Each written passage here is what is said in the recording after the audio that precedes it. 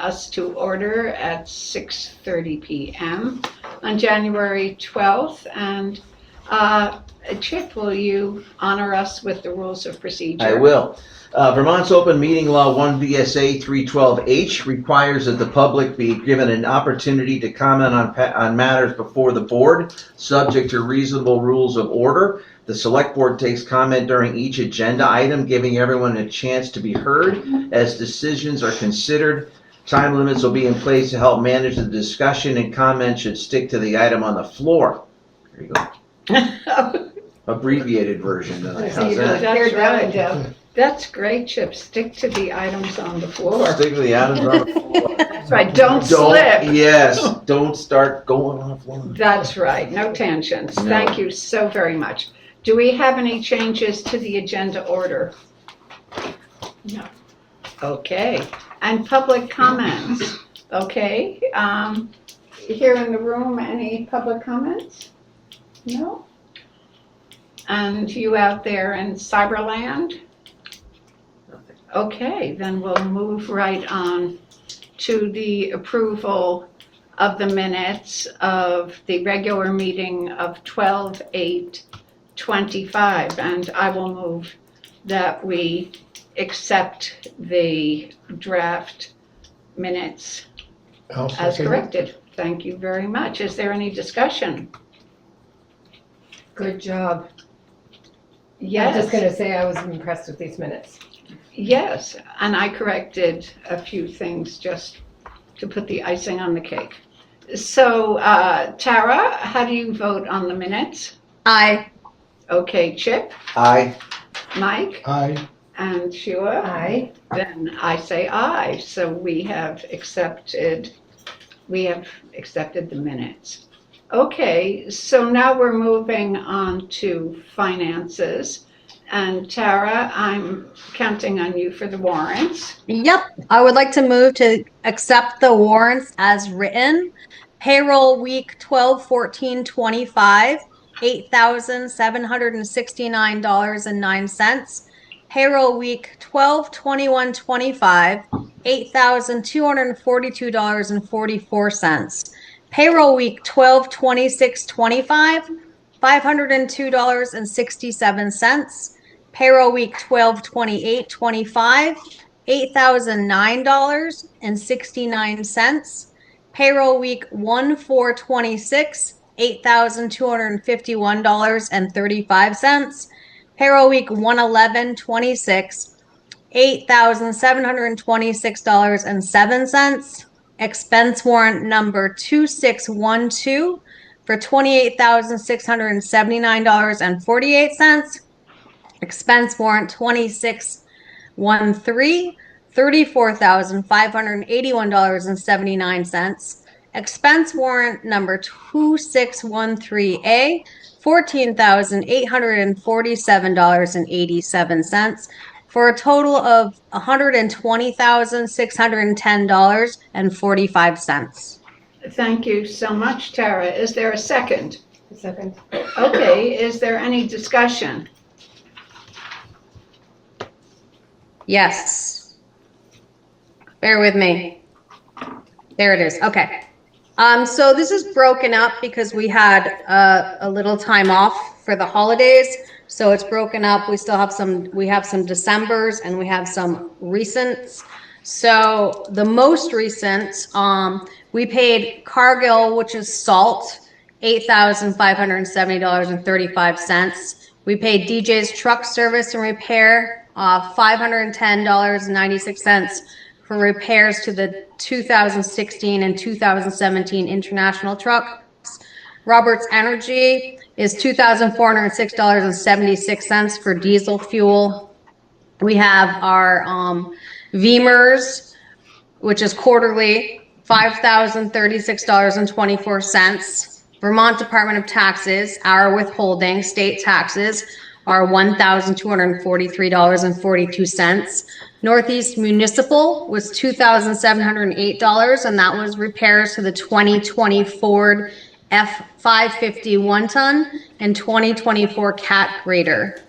Health equity is $12,775 for pre-funding the 2026 HRA. I asked Erica about this. This is a new company and a new expense. It's important to know that this will be refunded in April. Wyndham Solid Waste was $3,942.68, and that's our quarterly assessment. And then Zaluzny's for sand, $7,560. Now I'm gonna go to December. Blue Cross Blue Shield was $9,795.49. Roberts Energy, heating oil and diesel fuel, $4,784.13. We paid Rory Lincoln $3,515, and that was the total for the cemetery care and services, Wilkins, Carpenter Hill, Lee, and Blanchard cemeteries. BCTV was $1,425. That is for Conservation Beach Leave Disease Program and for the fiscal year 26 contract amount for all the select board meetings. DJ's Truck Service, $1,226.55. Total repairs for the 2020 F550 1-ton and 2017 International and 2019 Loader. Power Plan, $994.85. Total for the 2019 John Deere 524 loader. And then lastly, $1,500 to Mudgett, Jennett, and Krog for the professional audit. Thank you. Thank you, Tara, and thank you, Erica, and thank you, Ellie. Okay, are we ready to vote on the warrants? Can I make one Yeah. correction to what Tara said? The health equity, yes, it is the pre-funding that they took. They have that for the whole year, and then the following April, they refund any money that's left for 2026, and they pre-fund the next year. I just wanted to clarify that. Thank you. Thank you so much. Yep. Did people understand that? Yes. I sort of do too. Okay. So, Sheila, how do you vote on Aye. the warrants? Mike? Aye. Chip? Aye. And Tara? Aye. And I say aye. So we have approved the warrants. I have a question. Yeah. The budget status reports. Is that okay? Yeah. Ellie, I have a question for you about the budget status report. Do you want to cover that during? The town Oh, treasurer? yeah, sure. Yeah, Thank you. I can that wait. was, Yep. Oh, I'm sorry. I didn't realize you were going to do that. oh yeah, no, it was No just problem. on the agenda in updates and reports. Okay, well, tonight I see on the agenda that Jimmy comes first. So, yeah. You threw me on. You threw me on. I know, well, we're just trying to Take the mix chance. it up here. Yeah, Like yeah, it's for some sure. good TV. Yeah. Trying to get this up. It's been a while. I just want to make one comment to Tara. Again, I've said it before. Some of the repairs are repairs. Every time we get in the truck and go down the road, we pull the lever, a hose blows. You got to go fix it. DJ's has a repair shop right there with a machine to make hydraulic hoses and all that. So those are continuous little. They're not little, but bites at us. Some of the other ones, like the Northeast Municipal, we don't have consumables for those trucks, as I mentioned. So the grader was actually a ditching blade for the spring. So when this is all over in mid-April, we're gonna go reshape all those ditches with that blade. I got a good deal on it. I got the money now, so I grabbed it now, but it's going on the rack until it goes under repair because it gets assigned to that vehicle. So they're not all repairs, and the 1-ton in that case was a new plow blade. They last a couple of years. This one's not quite worn out, but by the end of this year, and so same thing. A lot of them are repairs, but Well, and so it's in the fall we really went through with interesting. tires and chains. Mhm. Those aren't really repairs. That's the category Yeah. that we Mhm. put them in. Great, So thanks. just wanted to mention that. So it's been such a while ago. I don't know if we talked about the well being Oh, redug and fixed, because I think it was mid-December by the time they got it done. And they hit a gusher. So we went from it's not oil, but from 3 gallons a minute approximately to 25. So we will never run out of water again. And as I said, the pump burned out about 3 weeks before you guys approved this project. So we're gonna have to buy that anyway. So we went ahead and bought the bigger pump for the deeper well and the heavier electric wire and all that stuff. So they pulled it up, reused, added wire. So that would have been half the expense anyway. So we actually, the timing was great for that. And that's all original stuff since the building was put in. So wow. So I'm sometimes sorry, the original stuff, you replaced the pump. The pump. And the wiring, okay. and dug the well deeper. Yep. And the deeper well would require heavier Right. switch box and all Yeah. that stuff. So we didn't have to do that in 2 separate bites. Uh-huh. So Well, that's really exciting that you've got so much water. well, in a way, the school actually probably needs some, but You mean the one well services the town garage and the school? no, but their well, they have a 4,000 gallon holding tank up there Oh, I because see. their well's not super. I see. I have extra now. I don't know, Well, pump it up there, but. good to know. So, anyway, that's one problem gone for, Terrific. the radios we mentioned, that was a Oh, long the time ago. radios. So I did a little research on that and, got a hold of, one of our local citizens, Paul Beebe, works for Right. DOT. So he came down and explained, what's going on, why state police and state workers get such good reception. And it turns out, they're repeaters. He has 3, and they bounce off Streeter Hill in New Hampshire, Mount Ascutney, and Mount Snow. Oh, my goodness. So they're so high, Right. and they're also triangulated together. And he also does UHF, VHF, and digital. We have digital. We have a repeater up on Sweet Pond Road. So his equipment in his truck is about 25 grand. And when I called him to come see me, he was in Wilmington, and he actually hit a dead spot. But he knows who calls, even with all that.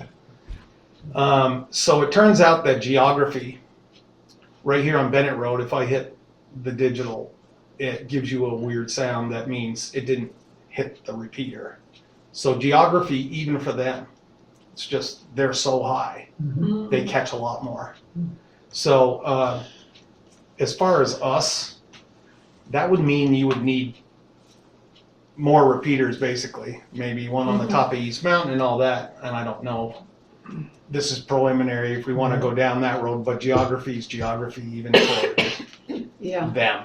And the cost, we probably have less than $2 grand in each truck. So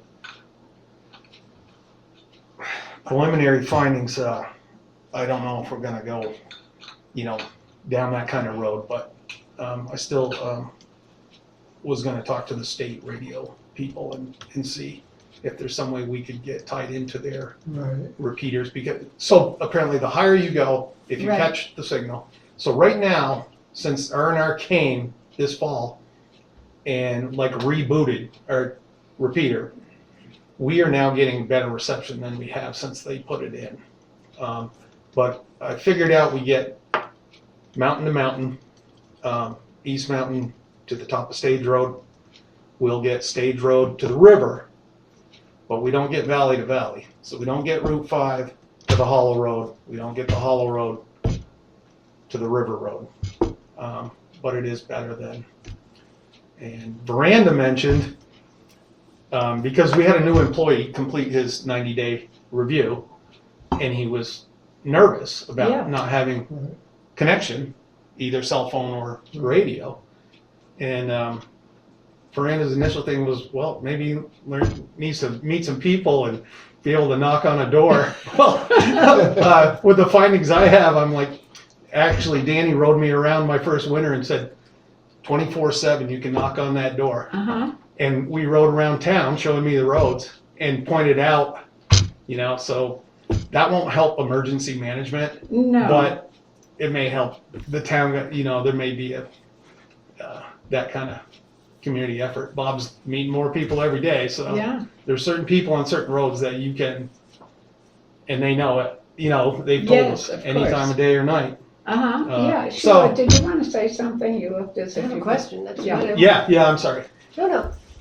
No, I think that we really want to support the highway department in having safe connectivity and, the combination of telling people, that,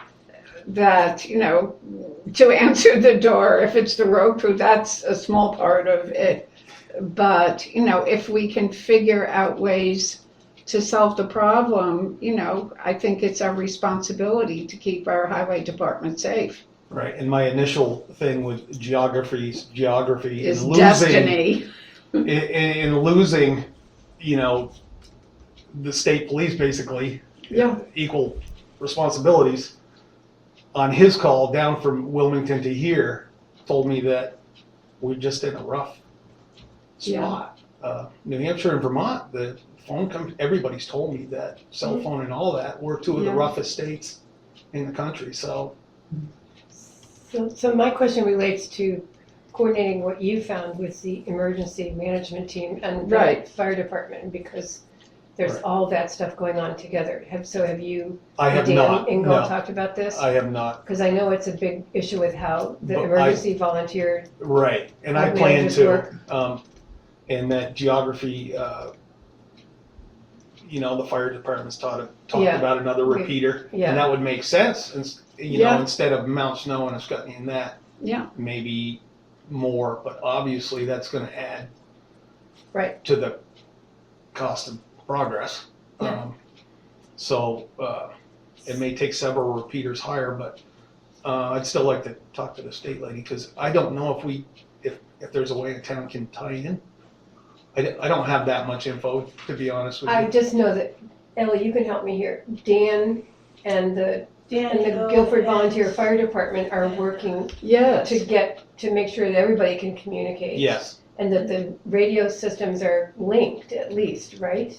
There's been a lot of expense on phones and radios. Yeah. Some work and some don't. Right. And, so. And we and keep I think forgetting they've geography. gone- Yeah, geography is something they've discovered also. Yeah. But it would be worthwhile, Jim, to probably touch base with them, because I bet you they've had a lot of conversation with Yep. the folks you're also talking to. Not to say that more conversation isn't good, but No.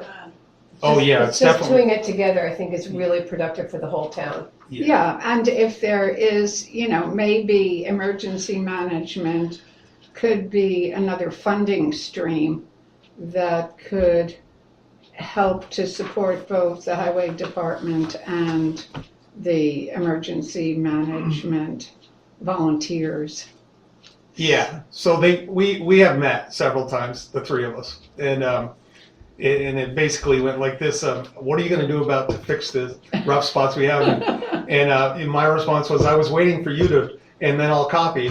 And so, this is news to them, but Yeah. Mike had asked me specifically, trying to find out some more information, so. No, I remember that, Appreciate and you doing that's, that. Yeah, Thank you. yeah, so all I'm saying is to be continued, Yeah. like that others, people who want to be involved in this, who aren't busy keeping the roads clear, can, do some intelligence about what could help the situation.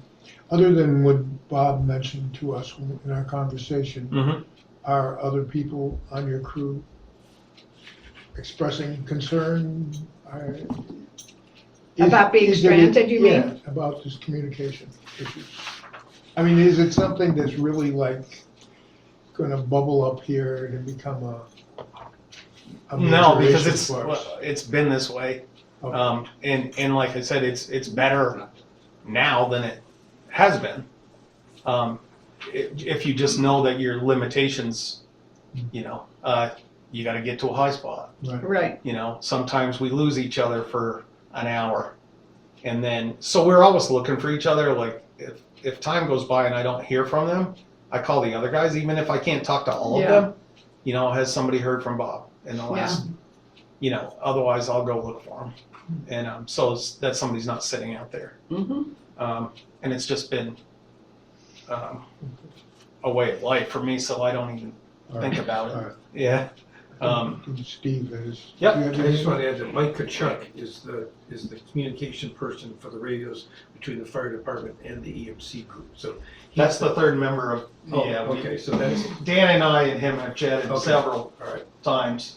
We don't have a good answer for you. So Dave, did you want to add to that? I just wanted to ask whether the state police or any state agencies or other agencies that need to be in communication have the same problem when they're on Weatherhead Hollow or in these valleys getting out to their people. Yes, well, Paul Beebe's DOT, so he has the exact same, he lives down here Uh-huh. on the Center Road, and he's DOT, he has the exact same equipment as the state police. So I'm just So, saying, is yeah. there a Yes. state funding to beef up their responsibilities when they're in the town? Yes, they've thrown a lot more money at it, is what I've found so far. And not that I spent a lot of time on this, but basically that truck needs a straight signal to that repeater. Well, what I'm saying is if they're in our valleys and they can't talk to their people without, if they can get to their repeaters, it's all on them anyway. But if they are stuck in our valleys Yep. and they can't talk, then they have a responsibility, I would think, to help fund some lower down repeaters so that they can talk when they're on Route 5 or Weatherhead Hollow, or talk between, Weatherhead Hollow and because if what I heard you right, Yeah. it's dead to them too if they're in our valleys. Well, I think that, rather than have. Okay, I was putting that out as another. No, I potential think funding that source. all of this is really important and that the minutes should reflect that we need to get this connectivity as close to connected as we possibly can within the limits of our budgets and look for more ways to acquire funding to go beyond that. But we really can't go into it too much more tonight. So was there more that you wanted to tell us about? No, just the rain in the winter, which I've I know. talked about. We've had 5 rain events this year. 2 in a year would be a lot, and it's far from over. So bear with us. For it to rain for 7 hours and then drop 30 degrees is absolutely the reverse of hitting the lottery for weather. So we've used a lot of salt and a lot of sand, Yeah. and that ice is there. You can't get rid of it. Right. So if it rains for 15 minutes or snows a couple inches, it'll be slippery again. So all we Yeah. can do is combat it. That's right. No, I will wrap me up. No, that's great. So, everybody to walk. Oh, Ellie. And I said this to Jim this morning, I really appreciate the road crew. I've seen these guys out in the past few days with the rain, like in the middle of the night, first thing in the morning. Right. 3 o'clock in the morning. Yep. And I was just saying to Jim, remember to sleep. So, but I really appreciate the work that they're doing. Yeah. Completely, really, everybody needs to have their micro spikes if they're going out their front door and to thank the road crew when they come by, because it's amazing that we're able to continue to get around. So please convey, or, maybe you can just let us know what the favorite treats are of the people in the town garage, and people can start delivering them. Well, we almost got a lunch last Wednesday, but weather got in front of it. Oh, no. Oh my gosh. It's fine, but thank you. Appreciate it, and I'll tell them. Nice work. We all set? Really, thanks so much. Thank Well, that was a really exciting report. Okay, so Erica, you're next. Oh, I didn't do too much. I'm gonna start and go backwards. Today was the deadline for petitioned articles for town meeting. We didn't get any. The candidate deadline is not yet. I think that's the 28th. Our deadlines are a little bit different than the state's because of our town meeting being 3 days earlier. But today was the deadline for the articles. So that has passed. I met this morning with Mark Anderson to talk about his regional policing plan and how it's going. He tells me that there is a bill at the legislature, and it's just about like at the part of the process where it gets a number and starts going through for real.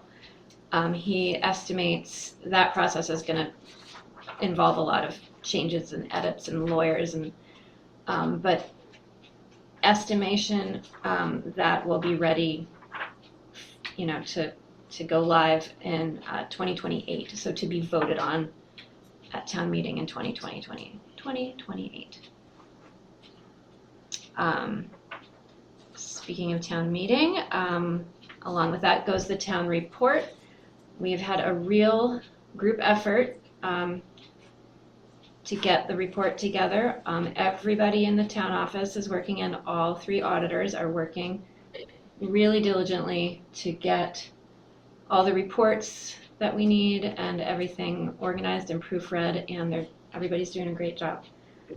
And we still need photos. If anybody has any beautiful photos of Guilford from the past year, please send them along. I have some good news that a few people in this room had a hand in creating. There was a car in Green River on the side of the road for over a year, and lots of people asked about it, and finally we worked with the owner and they moved it this weekend, and I think that's a really great safety improvement for the road crew, for their plowing. So thank you everybody who had a hand in that, and to the owners of that vehicle. Okay, so I've been working with the town's attorney a little bit for the policy updates on tonight's agenda. It's always a pleasure. Some more news. The Guilford Guide is very close to publication, and I've been just in the last stages of coordinating printing and mailing, and I think we're very, very close to having that be complete. I have a heads up for the select board. Green Mountain Power called me last week, and they are going to come back and propose a new project somewhere in Guilford. I don't know any more details. They said they would send me the project plans as soon as they could, but they asked to be on the agenda for the next meeting, so it's a little preview. Going back in time, we finished all the budget workshops. Ellie and I are working on entering all those numbers into NEMRIC so that there's no human error involved in at least the calculation part. And that will be presented to the select board at the next meeting on the 26th.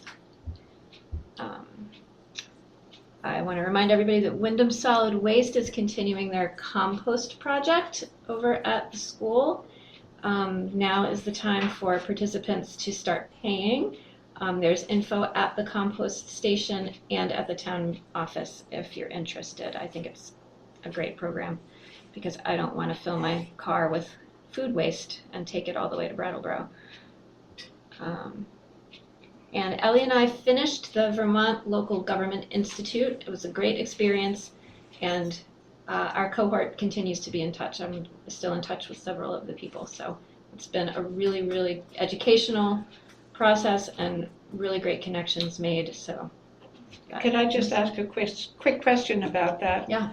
Do you think that some of the connections that you made there will really carry on in terms of being able to help each other out with common problems? Yeah, I think so. Great. Yeah, somebody set up a town administrators group Wow. meetup. Support group. Yeah, exactly, Great. yes, and there's a lot of that, a lot of kvetch sessions, and but that's, that's part of what we need, Mhm. so. Terrific. Yeah, really good connections, and that's my report. Great. Well, thank you so much. It's a lot, as usual. You can say, start from the ending, but it was a long way to get there. So we appreciate it. Okay, next we have Ellie. Ellie, you want to come on up here to Sure. our table?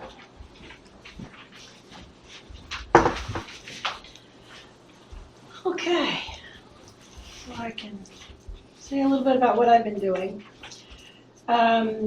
First, I don't know if anybody, it looks like everybody took one of these. So here's a treasurer's report for you. Oh, great. Do you have one? Explain. So the very first part is just bank balances, because I was asked to do that on a quarterly basis. You can look at the numbers. Basically, you've got the first column is just something to signify the account number. Balance is the second column as of December 31st. Which the overall total for all the funds is $4,442,001.86. The third column just shows what those funds are, and then the actual fund numbers, so you get a sense. So the general, the first one I'm just going to say is the general fund and the sweep account, and it includes all those funds that are listed to the right. Any questions about that? What is a sweep account? So what we have is money comes into one account, and then it maxes out at $12,000, and anything over that amount gets taken out of that account and goes into a separate account. It's just called the sweep account. Oh, okay. And that's where the interest is generated. That's where the majority of the funds are, and those, I believe, with our agreement with the bank, those are pooled with other banks. Mm-hmm. And that's, Thank you. there's some collateral, I can't remember the term right off the top of my head, but maybe collateral investments with that. I think this is really clearly stated and very informative. Thank you. The second thing I wanted to jump into was the budget status report, with just the first reminder that when you look at the 003, the general budget status report, the first three numbers in the first column under budget, those three are added together to compare against that 900,000 actual figure. Okay, so those first three figures right there total 1,226,496. So, and that compares to the 959,253. So basically, we're at 78% of that income level. Just wanted to start off, I forgot. So we're in week 29 out of 52. So generally about 56% through the budget. I just want to confirm that I still haven't been able to get back to looking at the delinquent tax fees and how they are posted in here, because they should be zeroed out with the money that came in from the delinquent taxes. So I have to go back and research that. I think the rest of the revenue on the first page is pretty self-explanatory, unless someone has questions.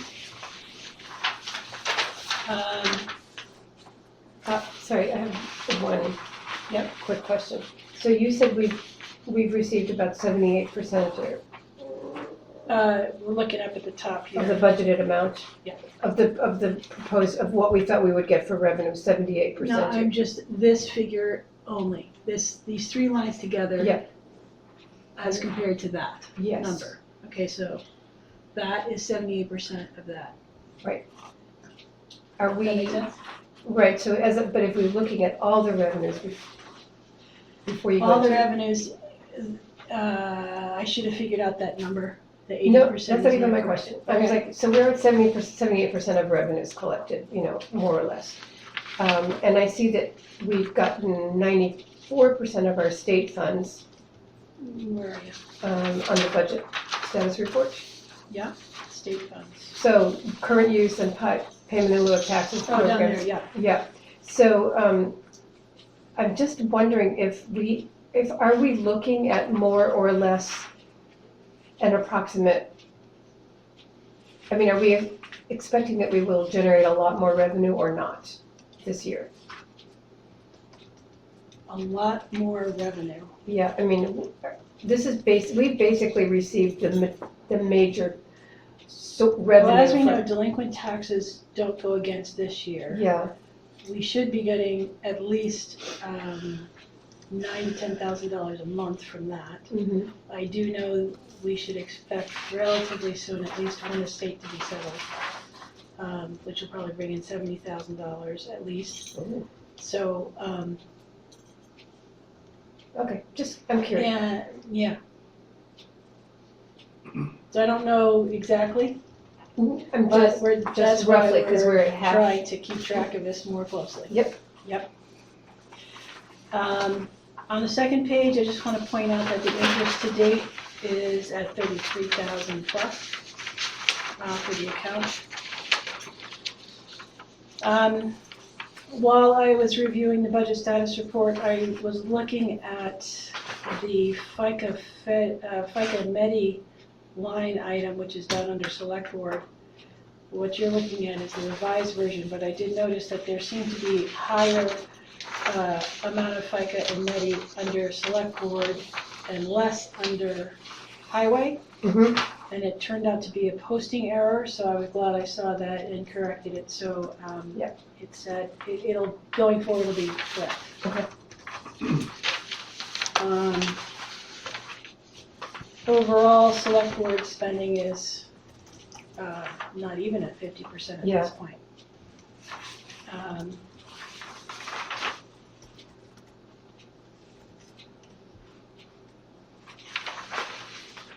Got it. Most other stuff is pretty self-explanatory, there's a lot of Yeah, I didn't have any one-year other questions on items. the budget report. I thought it Okay, was for on the budget 003. status report, just the revenue side.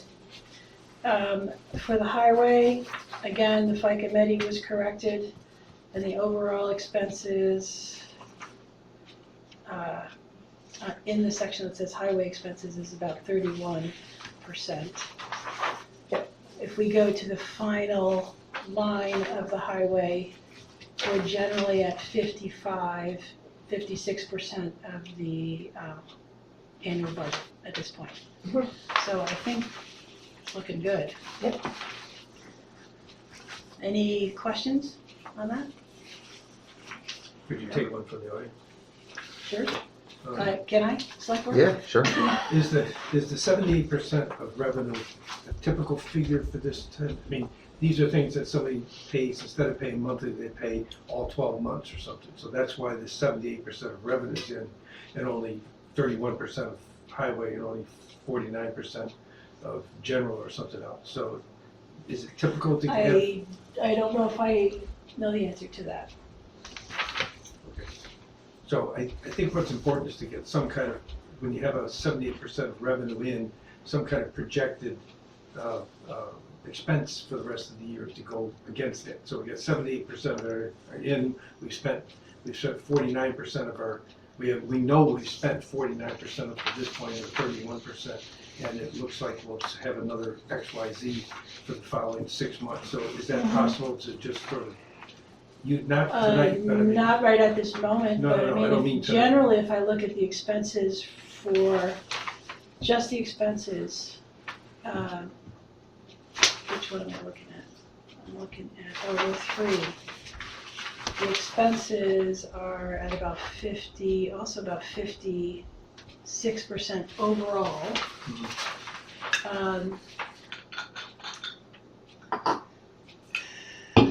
So I think, So yeah, I can't answer that question. I think that where you and I are coming from is the impact of the mistake in the taxes to be raised, and how are we going to deal with that? And the reason we're being so careful and looking at revenues and expenses and ways to plan for the potential shortfall is reflected in this discussion and ongoing discussions and ongoing observations and planning. In 2 or 3 years, you'll be able to say, this is typical for us to have 78%, and now 59%, add another 33%, so we're about, 68% of expenses up against 78%. So you'll be able to say this is tracking like all these other years have tracked. I would hope so, We yeah. just want to avoid that we don't get to the end of the year again and say, whoops, look, there's $189,000 we didn't count. So that is That the is exactly specific what we're plan. looking That's why for. we're having these discussions That's now. why I'm having this discussion. Yeah. And this discussion has been going on since September. Okay, That's a good point. Can I move away from budget status yeah, for right now? Okay.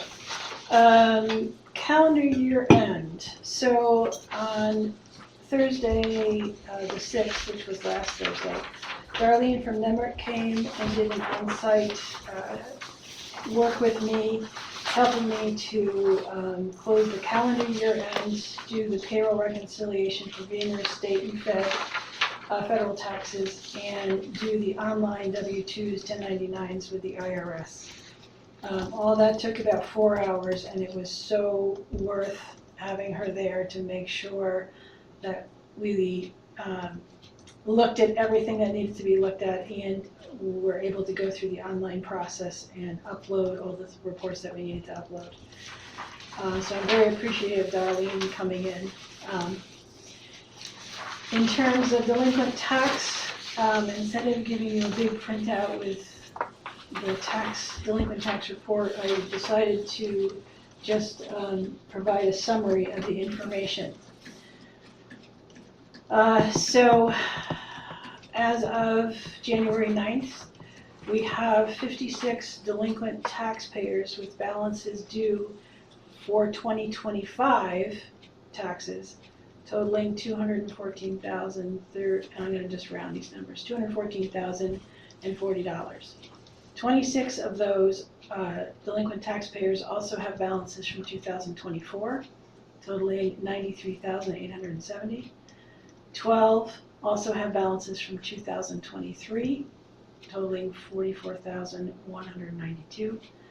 And 10 have balances earlier than 2023, totaling $90,000, almost $91,000. So the grand total for the delinquent taxes right now is $443,075.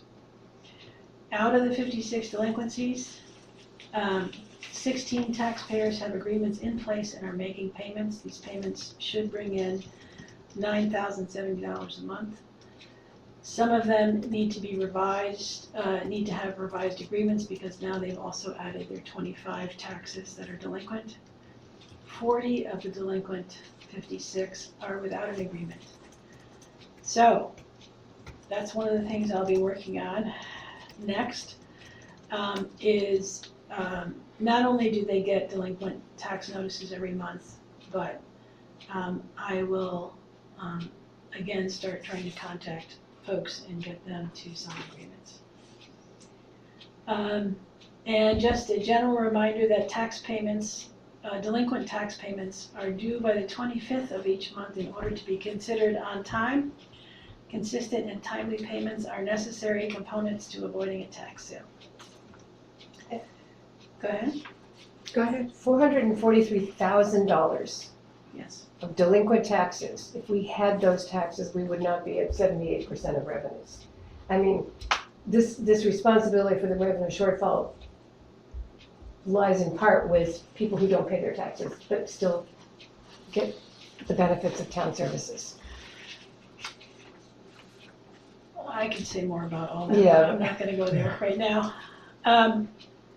The next thing I want to talk about is, I think, pretty exciting, which is a partnership with SEVCA, between the town of Guilford, SEVCA, which is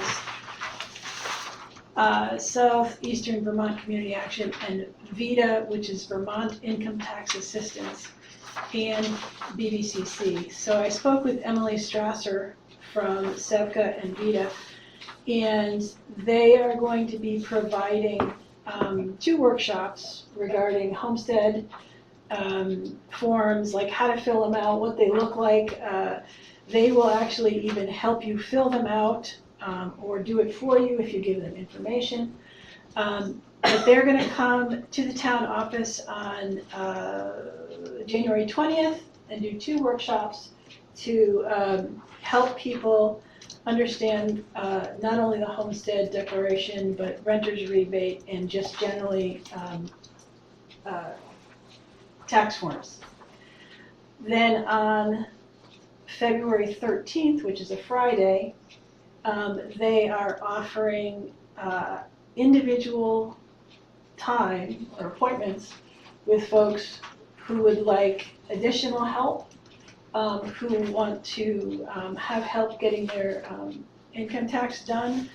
And they're going to be doing that at BBCC. They're going to set up appointments between 3 and 7, and they'll have multiple folks there to be able to help people with their taxes.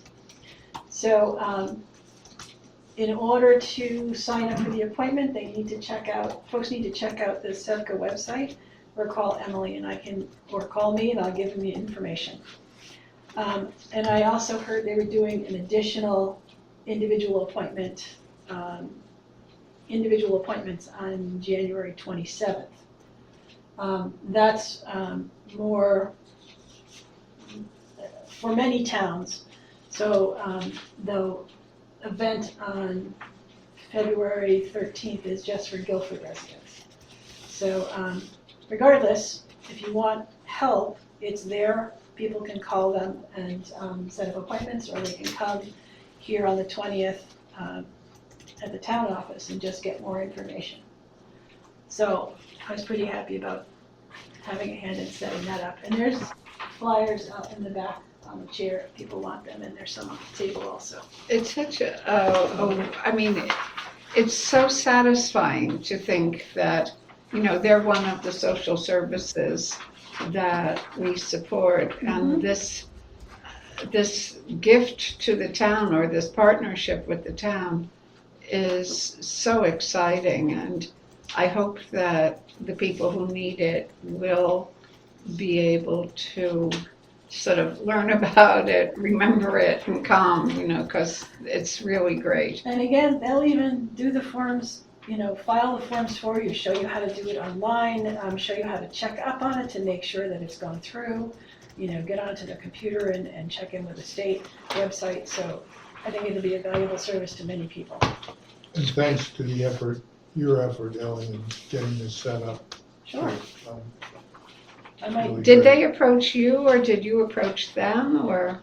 They sent a flyer, and I was like, I know that for years, people have been coming in and talking about the homestead applications and stuff, and I just thought it'd be a good thing to have somebody who really knows all about it to come in and help out.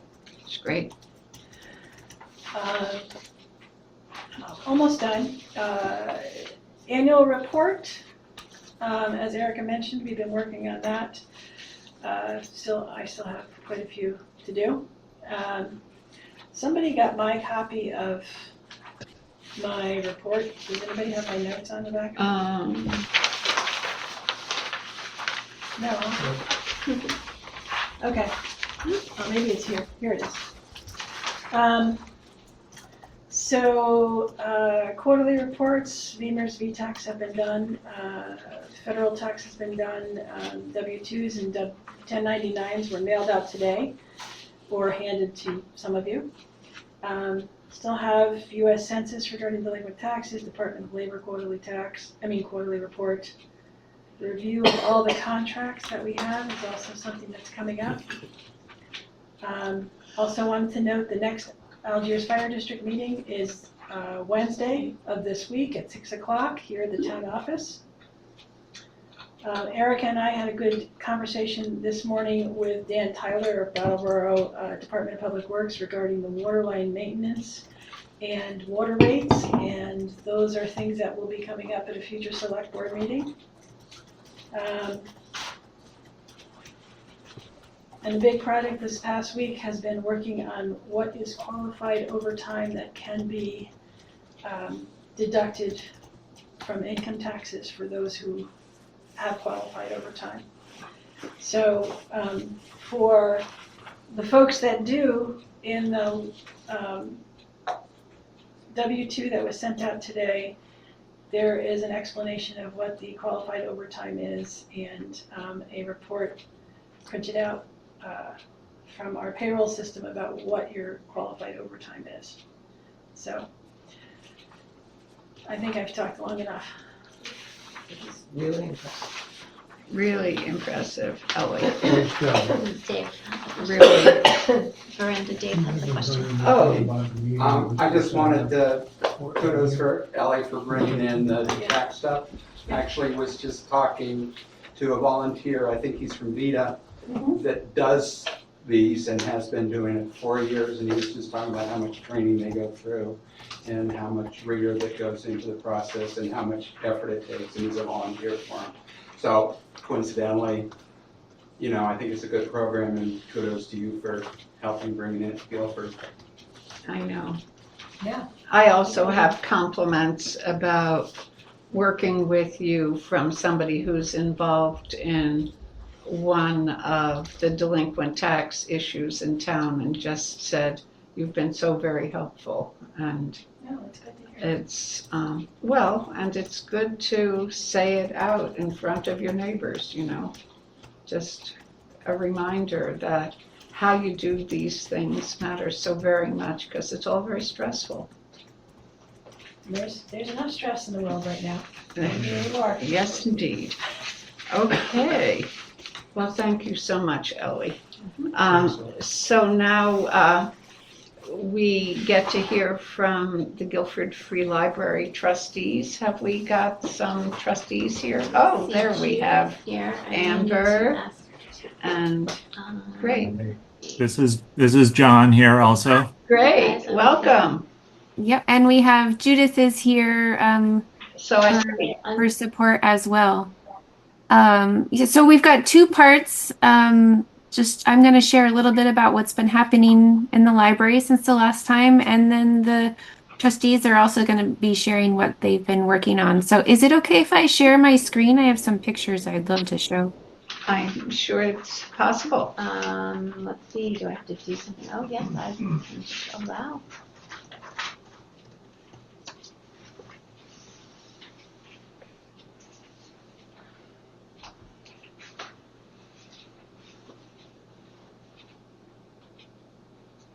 Okay, can you see that? Oh, yeah. Okay, great. So we keep monthly statistics at the library that are then reported in the annual public library report, which I'm working on filling out right now. So we keep a lot of statistics, and that's why I share them, because when you keep them, you want to make sure the effort is totally worth it. So here's some things that happened in December. So we had 260 physical visits inside the library, 116 attended programs and outreach events. And for our circulation, we circulated, for all materials, we circulated 564, of which 376 are print books, 168 are e-books and e-audiobooks, and then the rest are things that you might not know the library has that I'd want to tell you about, like puzzles and games. museum and park passes. And right now, thinking of winter, we have snowshoes for kids and adults. And we have skis. We're helping to circulate this kids cross-country skis that the Recreation Commission has. Those can be picked up anytime the library is open. And we also have some free passes for ice skating at the Memorial Park rink. Wow. You can get free admission for 2, and that includes skate rentals. So we encourage you to come in and check out some of those things. Just to show you some of what's going on in these pictures, we had another great poetry and sound after school program run by Matt Valentine, our school age and camp coordinator. And in this first picture, you'll see that the kids are using library materials and things that Matt brought in to do some recording. They made some buttons together, and then they did this crazy fun group picture. I hope you'll see the next, the Guilford Gazette that's coming out has an article that Matt wrote about what happened in that program, so you could hear more about it. And then one thing that I do every week as I go, as if I can, I go to Guilford Central School and I read and sing with the pre-K and kindergarten classes.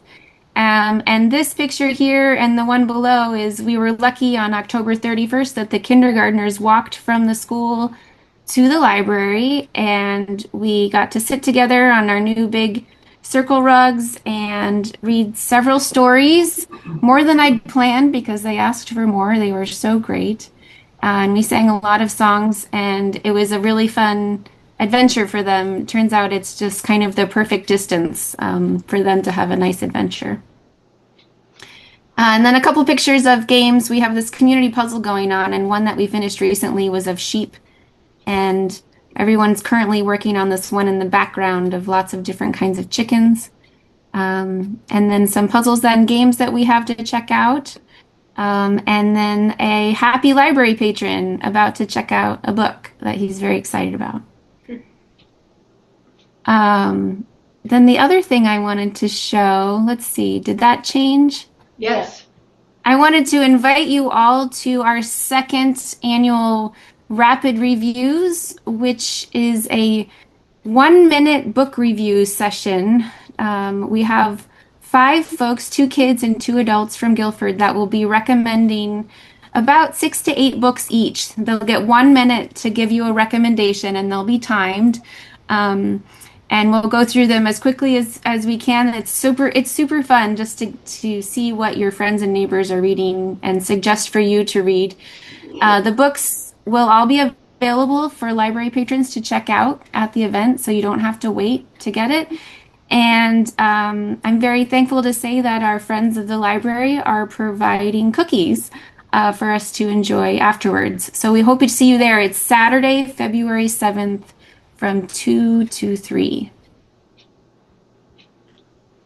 And I can stop sharing so you can see John and Judith again. Hello.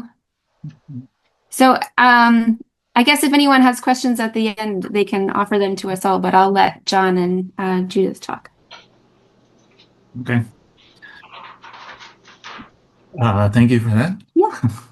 So I'm gonna just talk a little bit about things that the trustees have been working on. And first off, I would like to say a big thank you to everybody that contributed to our annual appeal, the year-end appeal, and it's our biggest fundraiser, and helps allow us to do all these things that Amber's talking about. So thank you so much, everybody who contributed. And I have, I'm the current treasurer on the board of trustees, and through that role, I've been working with Amber and meeting with Ellie and Erica in the town office to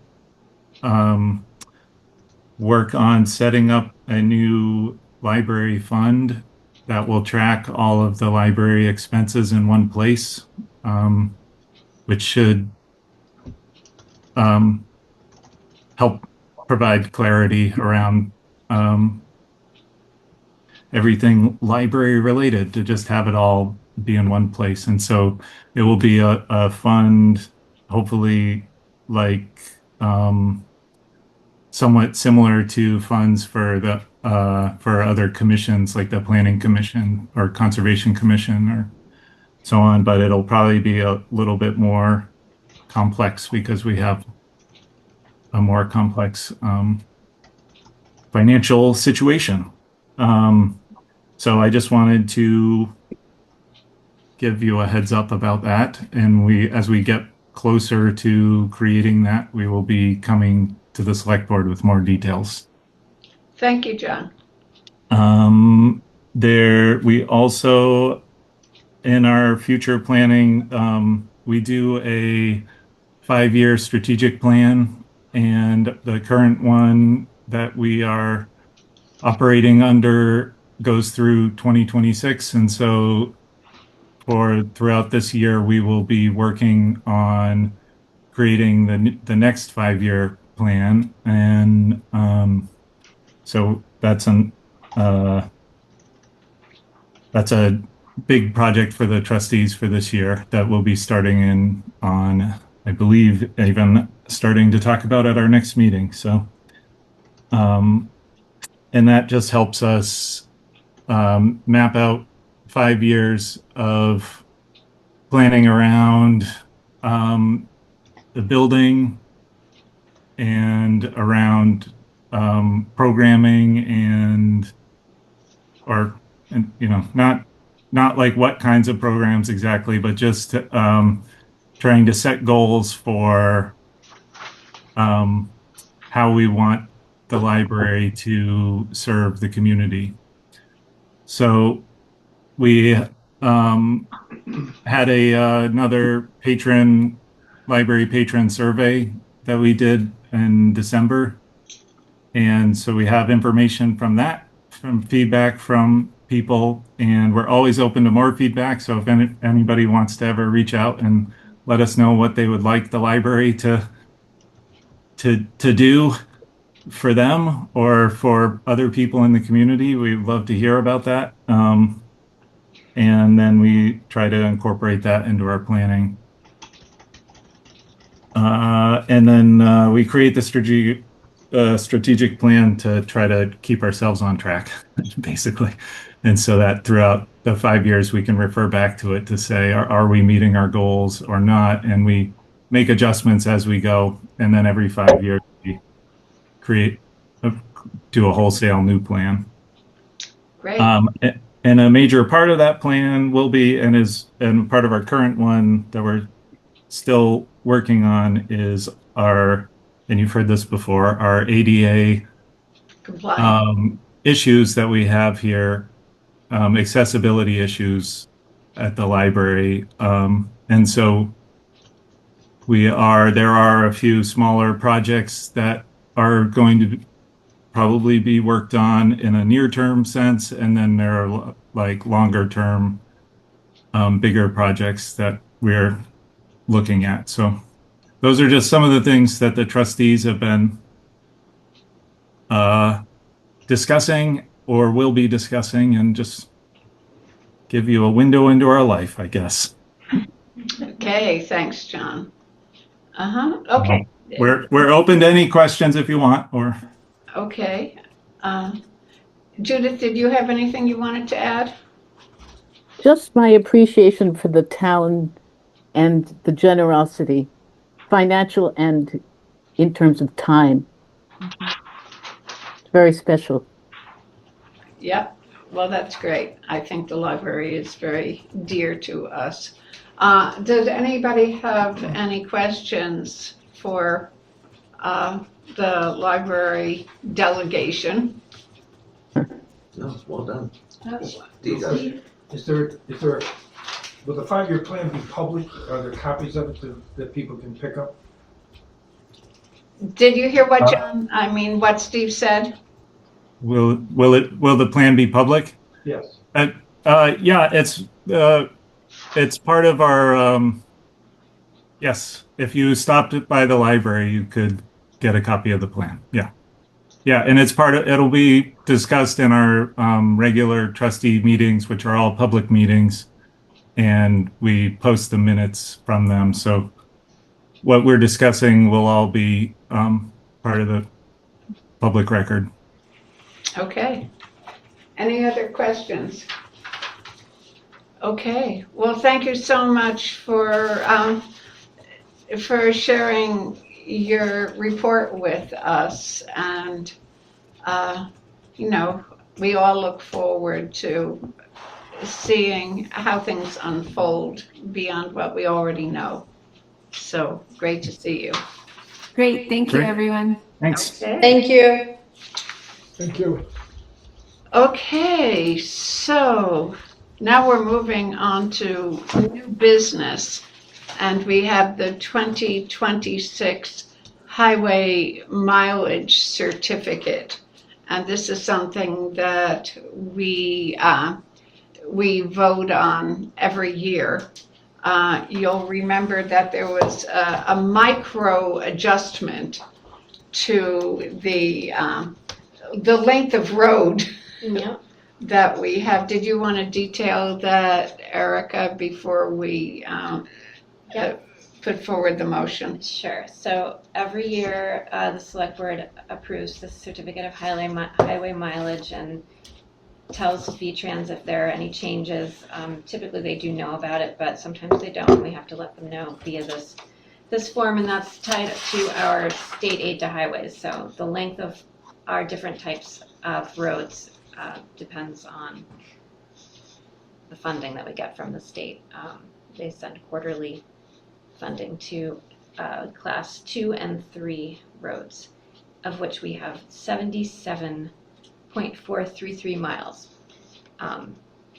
Last year we had 77.463 miles of road. So that it was a class 3 road that lost 0.03, a third of a mile. It was Fairground Road, and that calculation came from the V-Trans mapping department, and they sent the certificate with a little description of the update, but I did the calculation noting no other changes. That was the only change that the select board approved in the past year. So that's it for 2026. Okay, so is the proper motion to move to accept the highway mileage certificate? I think you could even authorize or approve it, yeah. Oh, Authorize. okay. So I will move that we authorize the 2026 highway mileage certificate. Is there a second? I'll second it. Is there any further conversation? Okay, so Tara, how would you vote? Aye. Chip? Aye. Mike? Aye. Sheila? Aye. And Veranda says aye. Okay, so now we're moving on to the public records policy discussion. We're not going to be voting on this, but a lot of work has gone into reviewing and possible revisions to the public record policy. And so we're going to air some of that tonight, and then we'll be voting on it at a future meeting. And so, Erica, did you want to take this up, or Chip? I will defer to Chip. Oh, sure. Okay, If you don't Chip. mind, Yeah, Mr. Carter? absolutely. How deep does everyone want to get into it in terms of? Well, let's see, we have 10 minutes of discussion. Would you like I'll just to? do, how about an overall rationale and a summary behind that? So, Yeah, especially in recommended changes, I yeah, think. I'll And I'll why? touch on a couple of them. Cool. Yeah. So our current policy was adopted. It looks new. It was in 2022, but it's actually an older, like 1990s era model of the Public Records Act and the Secretary of State's uniform fee schedule. So it was mostly about paper copies and basic access, and didn't really reflect real world in terms of big electronic record requests, email polls, or what could be like a more detailed cost recovery and process tool, which is outlined in 1 VSA 315 to 320. So why it matters, and I put this in the information packet, but we're updating the framework in the new policy to match the kind of requests we actually get and the tools that the statute now gives us. And it's not that the current policy is wrong or illegal, but it's just that it's incomplete. It just doesn't give us a clear statute anchored way to handle big complex requests without tying up a huge amount of staff time. So I'll just touch on a couple of things. It gives us stronger footing in the statute. The new draft says right up front that it establishes procedures and fee schedules for public records requests. So it gives us something to point to, both for residents and if needed, a judge, which is important, that our procedures and fees actually track the law and that the fees are set in a public process, not ad hoc. It clears some roles and definitions. There's an Appendix A is where all of this really comes together, and it was missing out of the first one that was done back in 2022. Gives us better handling for large and unclear requests, especially email. So if a request is likely to produce 50 or more electronic records, we first have to do a brief initial assessment within the first 30 minutes, which is free always. Then we pause, get written confirmation of the scope, provide a written cost estimate, require prepayment if the estimate is high, and process the request in phases. So I just put down why this matters. Big email and electronic requests are where staff time literally blows up. And Appendix A gives us a transparent statute-based way to manage scope, cost, and workload instead of doing it case by case. Timelines and how far we can stretch them. I touched on that a little bit. Those are actually set in stone. There are some unusual circumstances. For example, having to search and examine like a huge amount of separate and distinct records or needing to consult with other agencies could be worked in to extend the deadlines, but the state is pretty much do the deadlines. Let me see anything else like it. The current policy says it's a policy of the town that all exempt records will be withheld from disclosure, and we changed that around to make the language fit so it doesn't look like we're out of line. There's just a little bunch of tweaks here and there that just really needed to be done. And so in short, I put a summary of our existing policy is based, as I said, on the 1990s model of public records.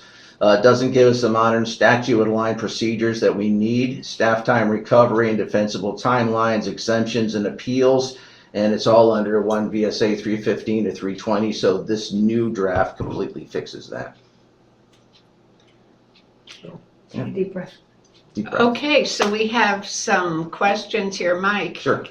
And again, obviously it depends on volume, but it seems like there's a lot of record keeping that could get involved here to keep track of things, to be able to bill properly and charge properly. Is that true? Is that going to be a problem? No, it's basically in line with what we've been doing. Just sort of, it clarifies and codifies some of it, and so it's not more than you've been doing. It's just not really makes it clearer. Yeah. Okay. Okay, Sheila. So I appreciate Chip's 3.72 minute précis of approximately 372 hours of work on this. Right. I mean, if The anybody deep dive. has ever done a deep dive into a policy, it's Chip.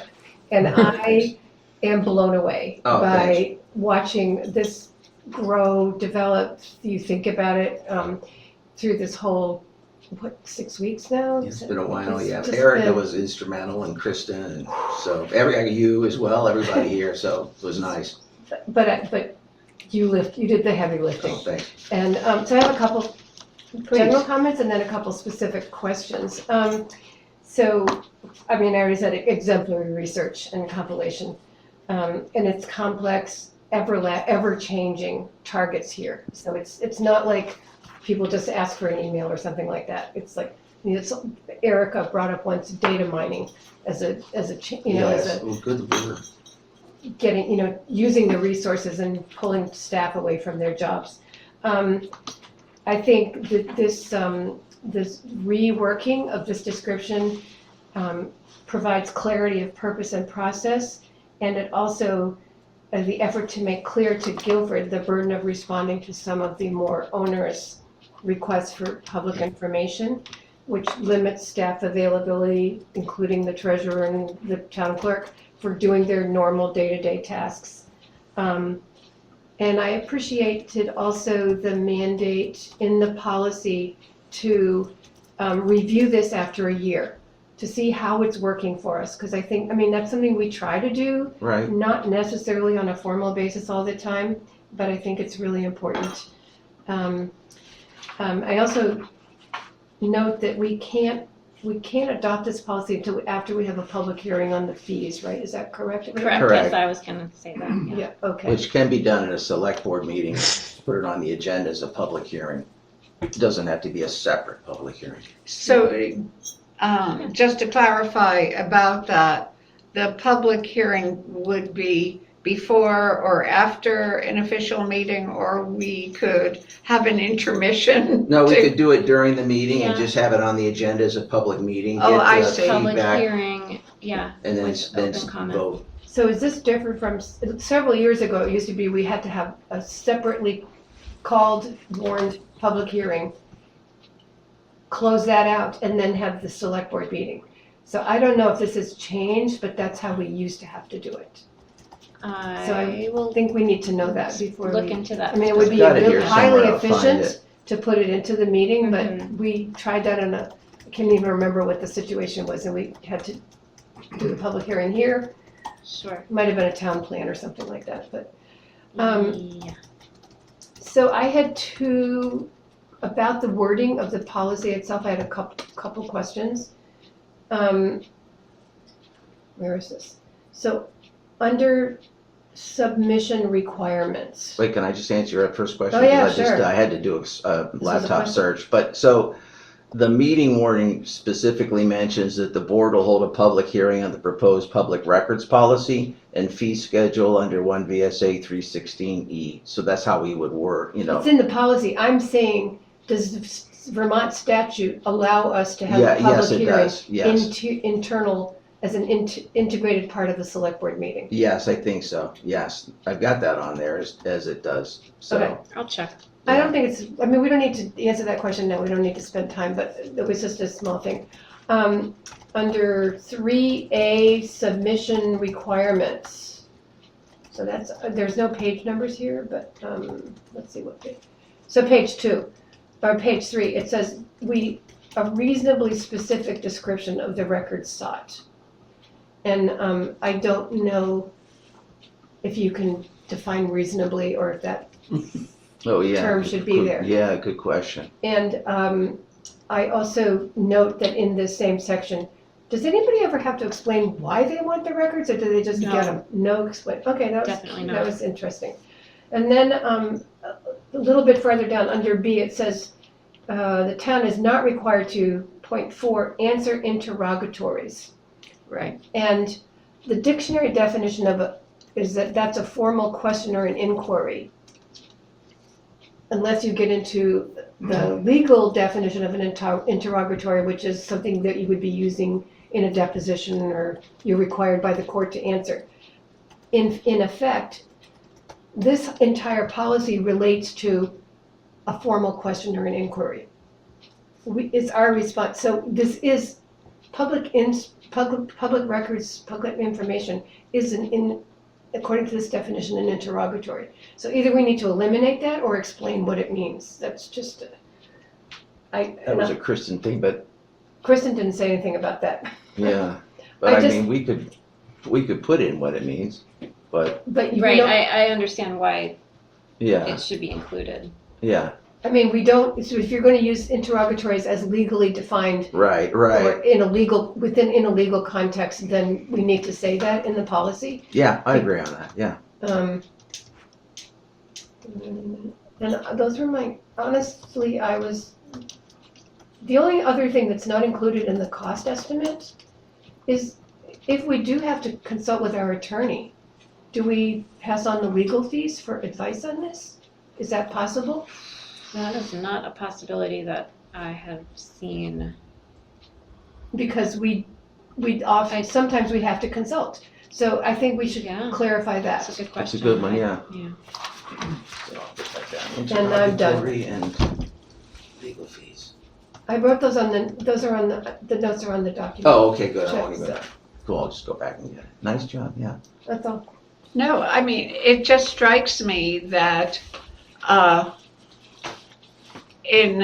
in the 20th century, in dealing with public records requests, the horizon, of public records requests was completely different Yeah, from what it is now, both in terms of the scope of information and also probably the intent of the requests. It's a different landscape. And so I really commend everybody's work on this, and the nuances that I was trying to wrap my mind around Yeah. were just eye-opening. it gets deep. And the distinction between this thing and that thing, and I mean, it's a lot. Yeah, So the part of this that requires a public hearing is the fee setting. Yes. I think what we should do is put this on the website, the draft, on the website for people to review Mhm. ahead Once of, you have those questions answered. yes, ahead Oh, of that would be next a good idea. Mhm. And Yeah, and I just want to say, Chip, that asking 3 questions the only reason I had only 3 questions is because of all the work you did. oh, thanks, I yeah. mean, amazing. Oh, thanks.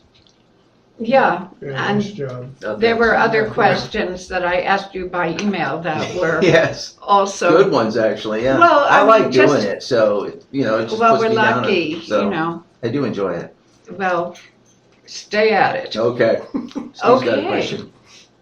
Oh, I'm sorry. Go ahead, Steve Steve. Lemke, River Road. I have a question about what is a public document? I could see somebody saying, I'd like to see all the contracts that the town entered into in 2025. And they did. Okay, so that's one. Could somebody also say, I want to see every email between all the select board members and the town administrator for a period of 3 years? Yeah, And so without concern for the normal workload and things of the staff, then the town has 3 days, if I understand it correctly, to get back to the person and say, we're gonna move on this, or we're gonna do this, or we have to delay, but the delays are then limited. So, I mean, this could tie up a town administration completely. And if that's somebody's intent, then that automatically makes it successful. I don't know how you get them to them or all the rest of it. So, but you're telling me that though any public document like those emails are equal to contracts and everything else. yes. So it's just an open field to say, I want to see anything that I can dream up. But there is in section B of this that you will be seeing, it will be on the town website. There's a section on specificity, narrowing, and large requests. And, and looking at ways to limit. Right, but if somebody Let's doesn't go. have to say, if I don't have to say why I want them, right? But I can still make the open-ended request, and you can't say, tell me what you want these for, and we'll help you.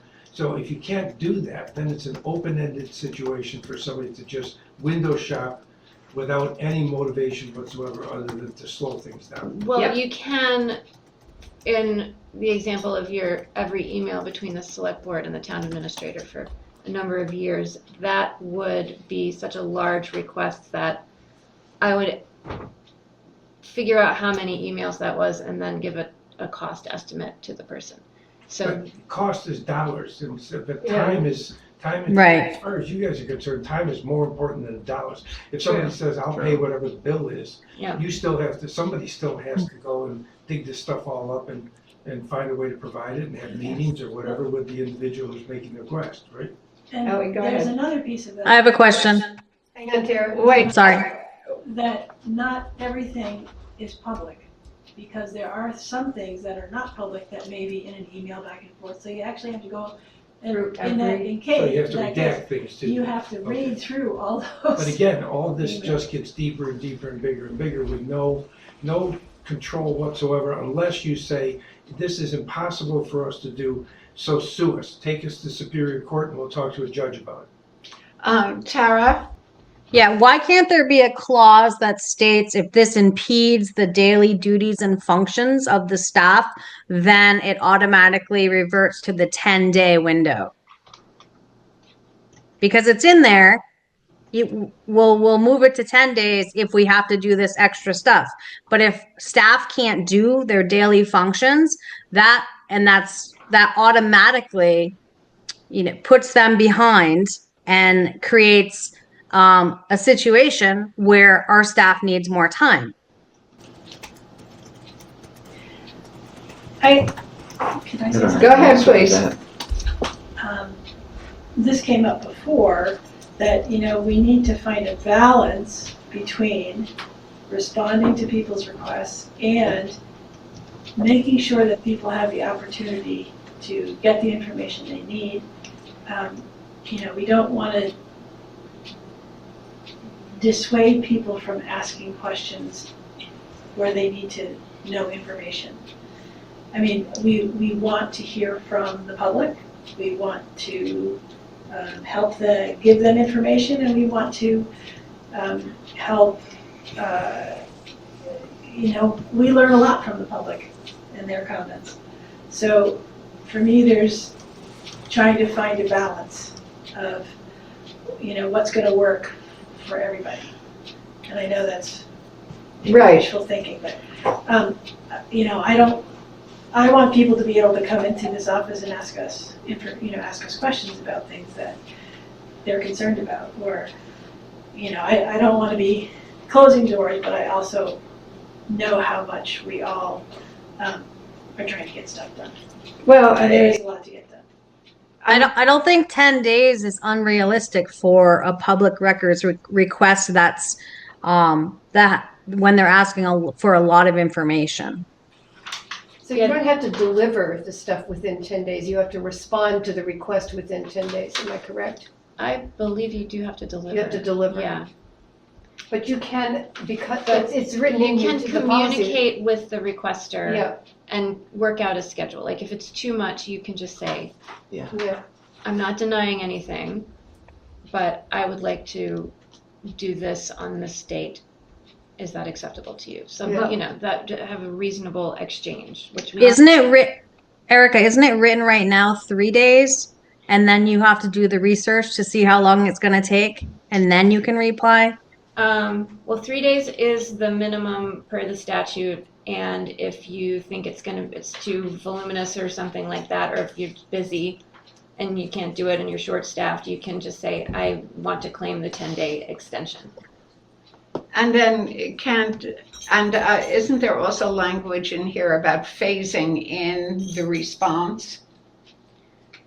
It still has to be within 10 days. Still has to be 10 days, but you can ask there's, under the Vermont statute, you can treat the large request as an unusual circumstance. And so then you could send a written notice that you need extra time, but that extra time is still within the final 10-day window. But what you can do is ask whoever makes the request to narrow the scope or the subject Right. or et cetera. And then, but it still has to be within that 10-day window. She's absolutely right. Yeah. Well, it's also, it's an unintended consequence of the statute. Yes. That the statute assumes that we have a social contract, that people make inquiries in good faith.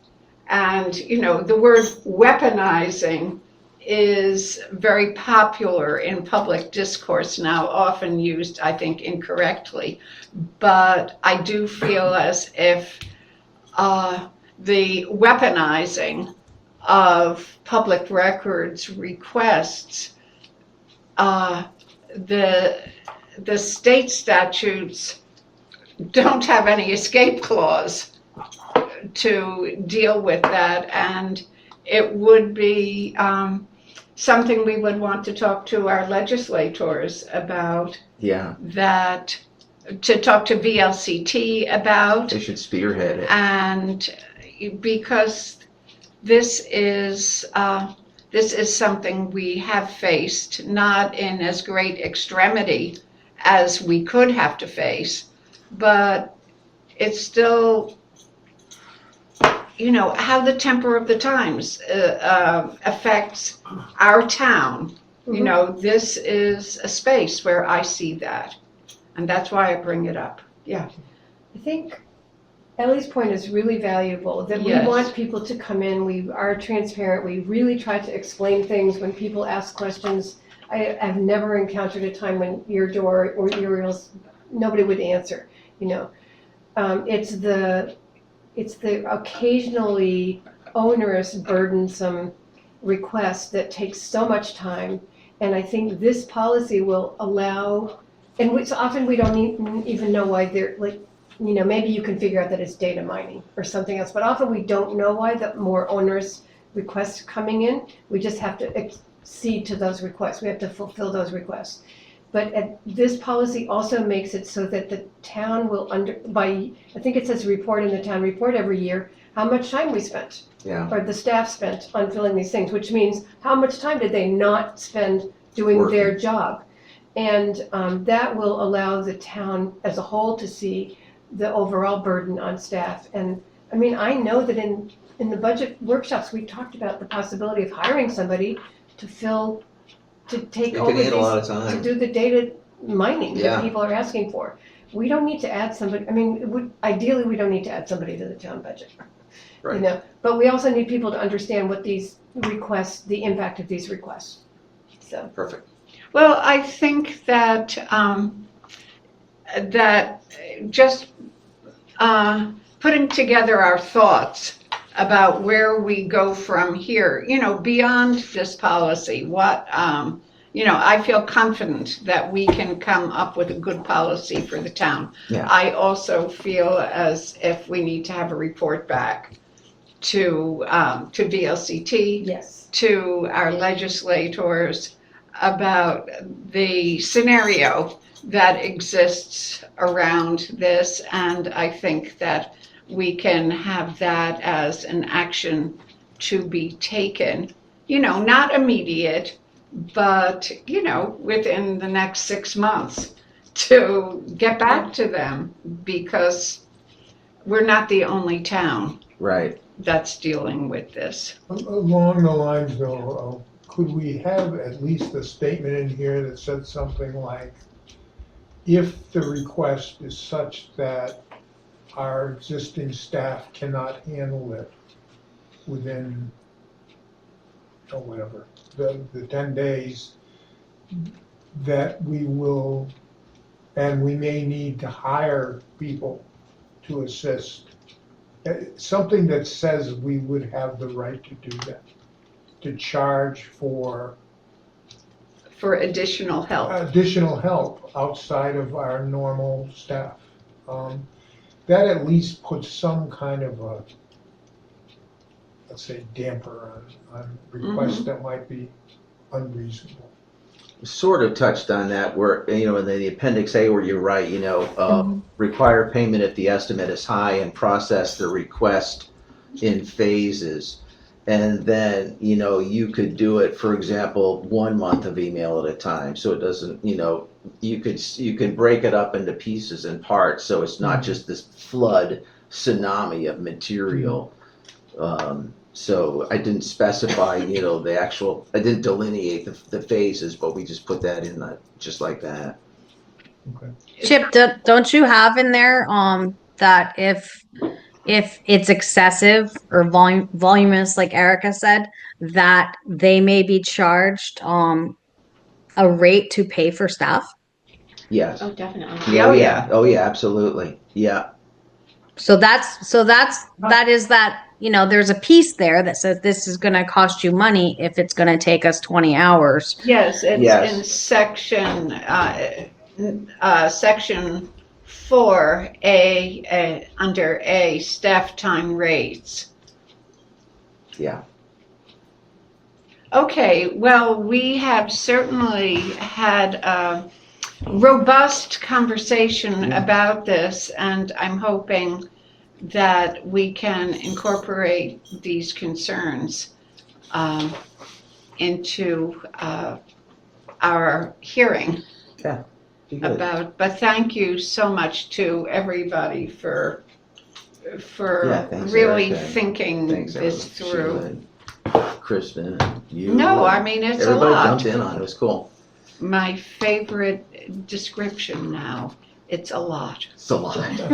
It's a lot. It's a lot. Okay, so let's see. Okay, so now we're moving on to old business. And there's the municipal planning grant awarded. And so the action here will be to accept the awarded grant. Yes. Okay, well, why don't we put that motion on the table and then we'll have a discussion? Sure. Okay, I move we accept the planning grant agreement, okay, municipal planning grant agreement. okay. Is there a second? I'll second it. Okay, so now we'll have the conversation. Tara, did you want to Yes, start the yes. conversation? I would like to talk about a few things. So we have in our folder, we have 3 pieces of information that I feel would have been really helpful, because when we approved the grant to go through, I really felt like I didn't have a lot of information. And so now in front of me is like the grant application, what was awarded, what it's about. I feel like I was kind of told there's going to be a lot of information given. So the award is $30,000, and it is broken down into this municipal planning application and what the award is. It's broken down into pieces. And so the first part is meetings with Conservation Commission, local organizations, and other stakeholders, which I would like to know who they are. That's $2,000. Second is project kickoff meeting, 10 hours. That's $1,000. Third is public workshops on topic areas, 40 hours, $4,000. So there is $7,000, which is information. Then we go to $18,000, prepare draft zoning bylaws, 180 hours. Next is prepare zoning map, 20 hours, $2,000. Then a public meeting to present draft zoning bylaws, 10 hours. And then planning commission and select board public hearing and adoption, which to me means we're adopting this, 20 hours. So I really feel like I didn't get the information that it was to talk about zoning. And then we have $23,000 that's basically about zoning. And then let's vote on it. Am I wrong here? Well, what I'd like to do is invite Jeanette to talk about it. And so, Jeanette, you want to come over here Thank you. and sort of frame this for us in terms of Tara's concern? Sure. So in the workflow of how the grant was written, I did all of the narrative work.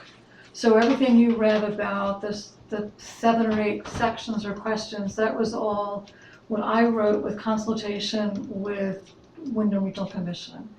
The budget document was put together by staff at Wyndham Regional, and I owe you an apology that we looked at that together briefly, but I put all of my energies into the actual documentation. So I look at this budget as, and I thank you for pointing this out, it's disappointing that it doesn't reflect the way that we conceive of this process moving forward.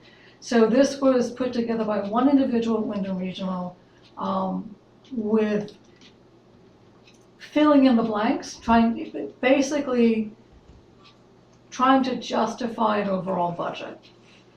So the reality of this grant is that the Planning Commission owns it and we administer it. So the Wyndham Regional is our consultant in this. So we are not, to the best of my knowledge, there is no mandate that we explicitly go line by what this budget says.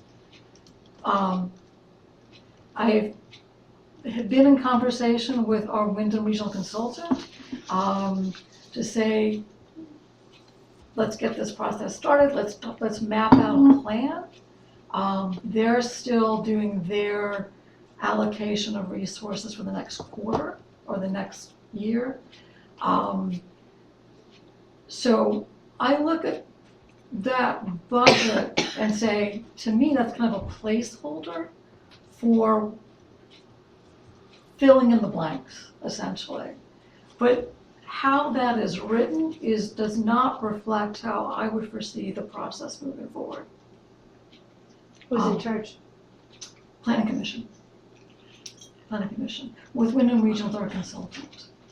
And the reason I had, Eric, I think you sent out the municipal planning grant quick tips for public communication, that was the document that I used to be the underpinning of this whole process. So that budget was never intended to be the roadmap that we would follow. That budget was to justify the amount of money we were requesting from the state. So yes, I agree with you. Look at that budget and it seems like it's very top-down, driven by Wyndham Regional. That is not the approach that I would foresee for this process. And I would be disappointed. I don't anticipate that process as outlined in the budget is the one that will follow. Because again, the Planning Commission owns this, and the person who wrote the budget is our consultant. And so is the Planning Commission, does the Planning Commission already have its own vision and template for how the commission would like to allocate these resources? So, as you may recall back in March, we had Meg Mott come as a moderator for a discussion. Yes. And I've actually been in contact with Meg about working with us again on this process. Because what I liked about her approach was not a expert panel driven community dialogue, but one of which posing questions community. So I'm trying to not have any attachment to a specific outcome. For the purpose of the grant, they're saying we want to write bylaws. I can't tell you at this point that that's actually the best outcome for Guilford. My hope would be, my plan would be to actually ground this in community discussions. So what I would love to see would be community forums, hopefully developing into community work groups who would evaluate different aspects of where, basically like a SWOT analysis, sort of strength, weakness, opportunities, threats, and where there are opportunities or threats, are there both regulatory and non-regulatory methods that can help protect and preserve Guilford. So I don't have it mapped out as well as that budget plan would make it seem, but to me the starting point is sort of a series of questions, more so than trying to present answers. Do we have to accept, I see what Tara is saying, some of the wording here, I don't like at all, either myself. I was, I'm the select board's representative on the planning commission, and I was bothered myself with the wording here. Can't we change the wording to fit better what we wanted to say? Yes, because we own the grant. No, Oh, you mean but right we're now? asking, yeah. I think that, In terms of the budget, the way it's laid out and the wording used, what I'd like to propose is Okay. that, again, we have this budget, and I agree with you, there's language in there that I don't like, and doesn't reflect the values that we are trying to bring this initiative. So what I'd like to do, same for losing my voice, is meet with our consultant, go through this budget, Have a cough drop. and rework the language right, and the vision, and come back to the select board and say, this, and I will take full responsibility for not being more proactive than the get-go. I was so focused on getting my portion done that I did not go through the budget in as much detail as I wanted. There was a division of labor, and my labor was getting the grant written. My labor was not the budget, so I delegated, in a sense, too much to the person doing the budget, so I apologize for my error. But thank you for the feedback from Select Board, because I agree with you. Thank you. Is there time sensitivity in Yes, there terms? There is. There is. Again, I have to look at the way budgets are done, is that he had to come up with a way of dividing up the hours to justify the award of $30,000. So I guess I'm just a cynic because I've worked with major corporations for so much of my career that there's what people in administration like to put into buckets, and then there's what actually happens. So I would like to go in our first couple of meetings with a consultant, rework the language and the flow to better reflect the planning commission's vision for this process. Because I agree with you that budget does not reflect what, if you read the application, the budget doesn't reflect what my application Right. said. particularly the words adoption process in the last two Right, steps and of this the is project. presuming that we'll get to that point, Yeah, but we might not get to that point. Right, Yeah. but the words adoption process sort of implies that we're adopting something. And that's not a given. Right, and That's it's not, a given. it's not. I want to be very upfront about that. That's That- some of the example of the wording I think that needs to be To changed. me, trying to approach this with a great deal of humility, there's no way I can know what's best for Guilford when it comes to land use. Really, it's a community dialogue. And so to me, this grant is simply facilitating community dialogue. See, that's what I was reading between the lines, when, and also reflecting back on when you were here last, but I read it, and I certainly can appreciate that, and shoot, I'd love to sit down and help you do it, but, it's, to me, when I read all of that, and there were pages, and then you tied it in with a natural, there's all kinds of PBS that accompanied it, either direct connection or related, but I read it more as about a process, not a predetermined outcome, And that's- based on what you were saying. And some of the notes I made was, it's community engagement funding, not regulation implementation. I think the Planning Commission has proven they can facilitate productive, non-divisive community conversations.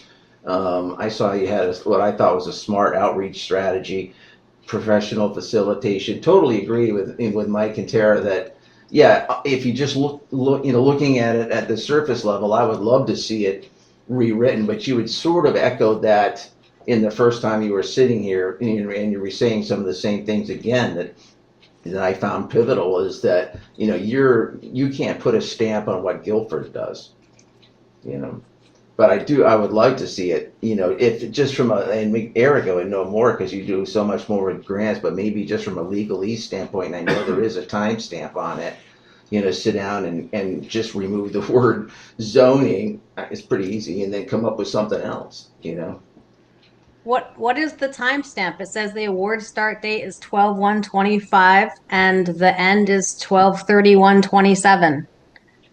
What's this timestamp? With the way the grant is, you have a certain number of days to have to go through this process of the town accepting it? This, what we're doing right now, the grant needs to be accepted by the 24th of January so that they can move it forward in their system. It's all kind of, Jeanette and I went through, it's like you have to put all this information in like a spreadsheet cell to get it into their gears system. And one of the challenges is that the language the state likes to use, zoning, Yeah. et cetera, is where our hands are tied by that. That in some ways, this is written to the people reading grant application, Yeah, right? that's how I read it, yeah. So the person writing it has to write it to the way that the grant administrators are used to reading and use the language that grant administrators are used to hearing. So people don't, they hear the word zoning, very triggering, understood. I'm not trying to advocate for zoning, I'm trying to advocate for a process where we talk about where Guilford might be vulnerable. If you read the news, there's a lot of emphasis on a housing shortage, both in Vermont and nationally. And there are initiatives at the state level to try to reduce barriers to building. And along with that, we're going to hear this on Wednesday, even some initiatives to help reduce the cost of building. So my whole thought was that there may be changes coming that could affect Guilford, and I'd like to be proactive in talking about, are there steps that Guilford would like to take to be prepared to protect Guilford? And so that's my whole concept in one sentence. And I don't know where that answer lies. The answer would be do absolutely nothing different. That's why you have communicate. That's why and not only that, I strongly believe that no one person can have all of the good ideas. That's my phone, apologize. So that's why we need people to come in with different ideas and different points of view and disagree and say, no, I don't like that idea. Because it's through that kind of tension and conversation that we can hopefully get to a better place. Mm-hmm. So when I say I'm agnostic to the outcome, I'm very sincere. That to me, the process is the important thing. And again, that budget was written to fulfill very specific needs in terms of the grant administrators, but it doesn't reflect our needs. And because we own the grant, our needs are what drive the initiative, not what's in the budget. I think that the planning commission could have applied for a smaller grant or started to have meetings to talk about to plan development so as to maintain the historic settlement pattern of compact village and urban center separated by rural countryside. Like that's the goal, to talk about that. But with this budget, like I said, I hear that you're saying that money's allocated somewhere to reach $30,000. But to me, it looks like, okay, we're going to kick this off. We're going to have a couple meetings. Whoever can come. And then we have $23,000 to prepare draft zoning bylaws. That's a statement, and that to me is an action. That's not just some words that maybe should be changed, or prepare a zoning map. Like, to me, this reads like that's what's going to happen. And by opening this and by doing this, we are opening ourselves up to that. Even though people are going to get together and conversate about it, there's a lot of people that aren't going to be able to have a conversation about it. And then does this just pass? There's nothing in that grant process that says that the end result has to be what that budget says. Yeah. There is nothing in the grant that mandates those actions take place. So I want to be clear that this can be written down, but there is no penalty to this town if we don't adopt zoning bylaws. There's no state agency going to be coming in and saying, under penalty of this, you have to achieve zoning bylaws. This is simply funding to help the process begin. In all the planning meetings, we never ever talked about specifically the way this budget is, the wording used here, to what really to support what Jeanette's saying, that is not at all what we, at least my understanding, and I think everybody on the planning commission we were not thinking that we are therefore adopting zoning regulations here, or even coming close to that. It was simply a matter of gathering community views and collecting that together. And when we're in this process, we do need expertise and advisors. And so part of the reason that we have a grant is to essentially be able to contract with Wyndham Regional to provide information, expertise, consultation. I wonder if it would help to write a letter that says what our understanding of. Well, I take full responsibility for not more carefully vetting the language of the grant. That is my, again, I explained I was busy writing the grant. Great, you do the budget, I'll do all this. So I apologize for not being more in the weeds of the details. We will have our first meeting with the Wyndham Region consultant either later this month or next month. And what I will do is come back to the select board after the one or two of our kickoff meetings within the planning commission to report back at how we're revising our workflow to more accurately reflect the intention rather than what the budget states. But we'd have to sign on in order for you to have those meetings, we'd have to sign on first. Right. Okay. So Yeah, Sheila? I just wanted to comment that, so I think my first experience with the town plan was 2012, and we've been talking about how to anticipate the future needs of Guilford, and while maintaining the whole rural center divide.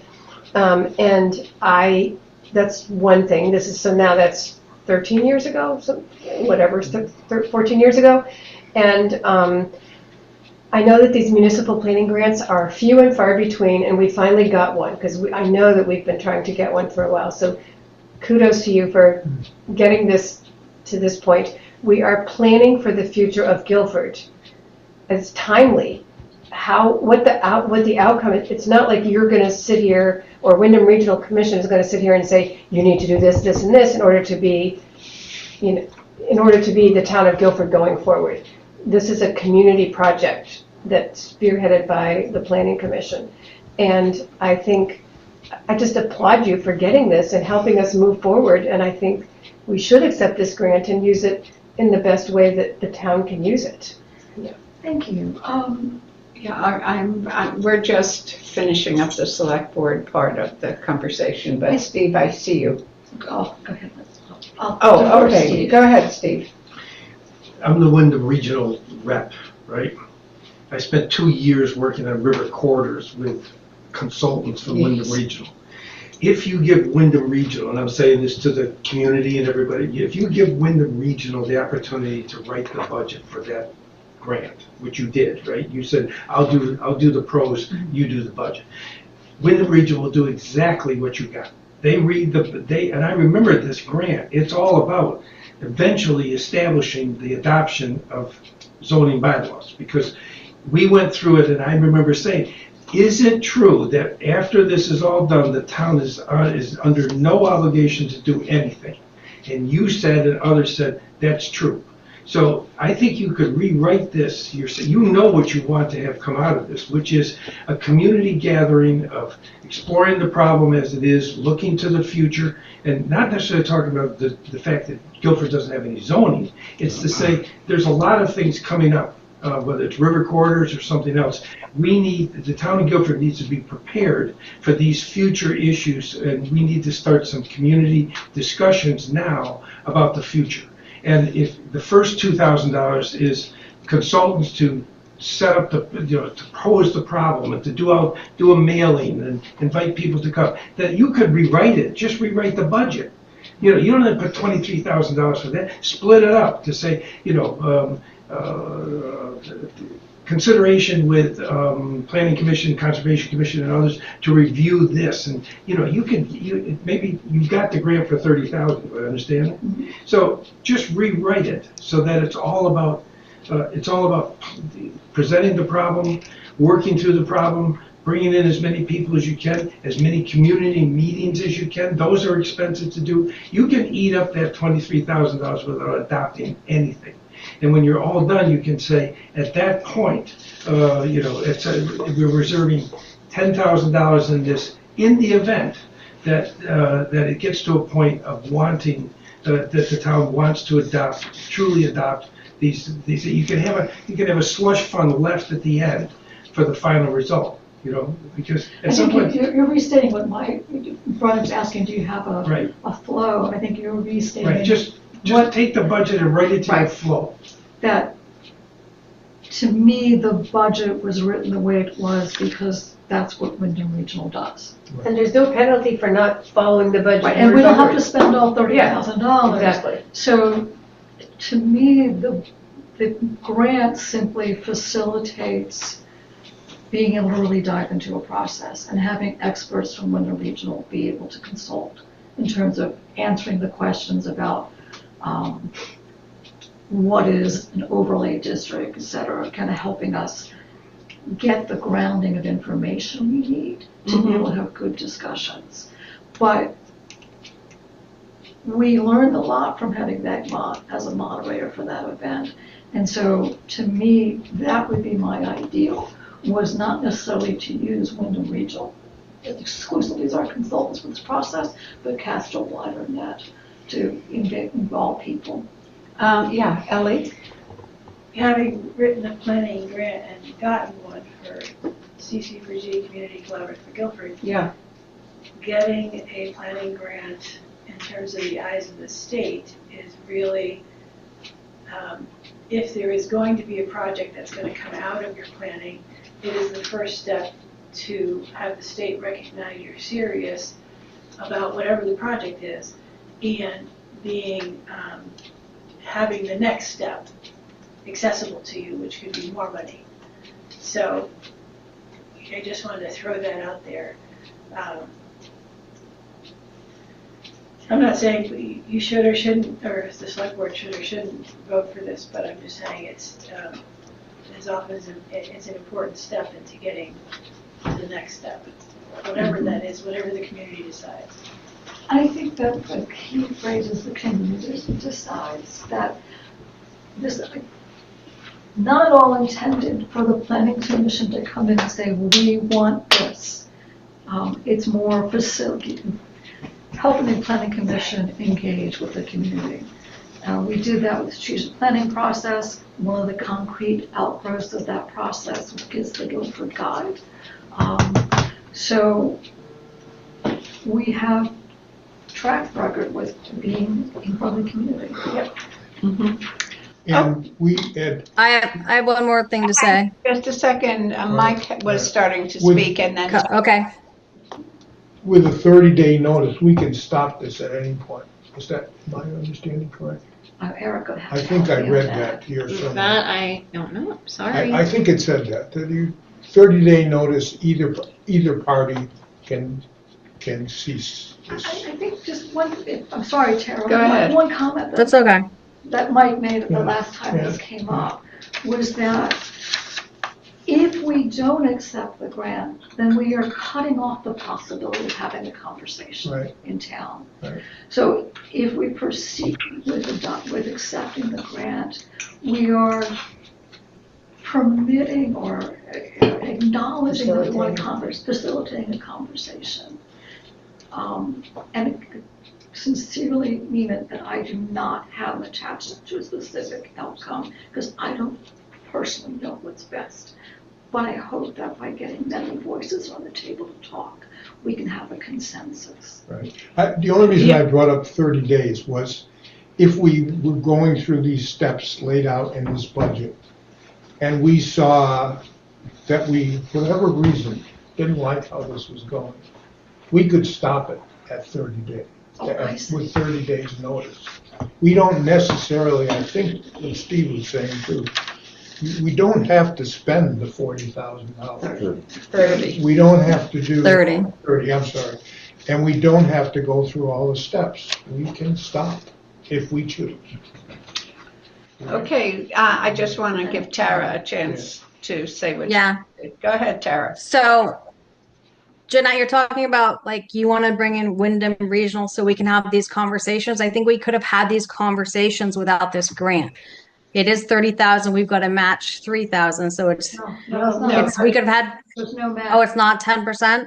No. Okay, sorry. I still think that we could have had the conversations without, like Steve said, he knows how they write them. It's bottom heavy in creating bylaws, zoning bylaws, preparing the zoning map, $23,000 towards adopting zoning. And we're going to have some conversations before. Well, Guilford has been hundreds of years without having zoning or bylaws, and it's not advantageous to me to bring Wyndham Regional in, because often when you get the state involved, there's oversight. When you get experts involved, there's this oversight. We have Act 250. If the Planning Commission wants to do additional projects, let's have a conversation about it, because if this goes through and there's like stakeholders involved, and not the whole town doesn't get to have a decision on this, and we get zoning and bylaws, this affects the entire town, all business owners, all landowners, just for the few that want to build something. So I feel like we didn't have a lot of information, and I feel like it's a real dangerous thing. That's how I feel. Thank you, Tara. Sheila? I just want to say that I think that is, Tara's point of view is one that would be raised in these community conversations, and that it is not, the point of accepting the grant is not to also approve have the entire conversation. It is to be able to launch these conversations and with the whole community in different venues. And I think we should just call the question. Well, I haven't really spoken about it. I think the value of having Wyndham Regional involved is that we need technical assistance, and I'm not talking about technical assistance to get to an outcome. I mean technical assistance in terms of information sharing beyond the scope of what all of us can come up with. I mean, Wyndham Regional, aside from the way they write grants, has been providing essential assistance to the town of Guilford for as long as I can remember. I remember Harry Evans coming, standing up at town meeting and talking about the value of Wyndham Regional Commission to our town. And I feel as if, I guess there are two parts of this for me, and I understand, Tara, the passion that you're bringing to this, and I mean that positively, not negatively. And I know I've participated in so much of the town's heartache that comes up with the word zoning. What I'm feeling about now is that we have a lot of agency as a town to take what we want and refuse what we don't want. We can take technical assistance from people at Wyndham Regional to provide for us what we can't create ourselves. And I guess the other part of it for me is trust in this particular planning commission, that the culture of this planning commission is really receptivity and diligence, those two things together. And so I didn't when I first got this document,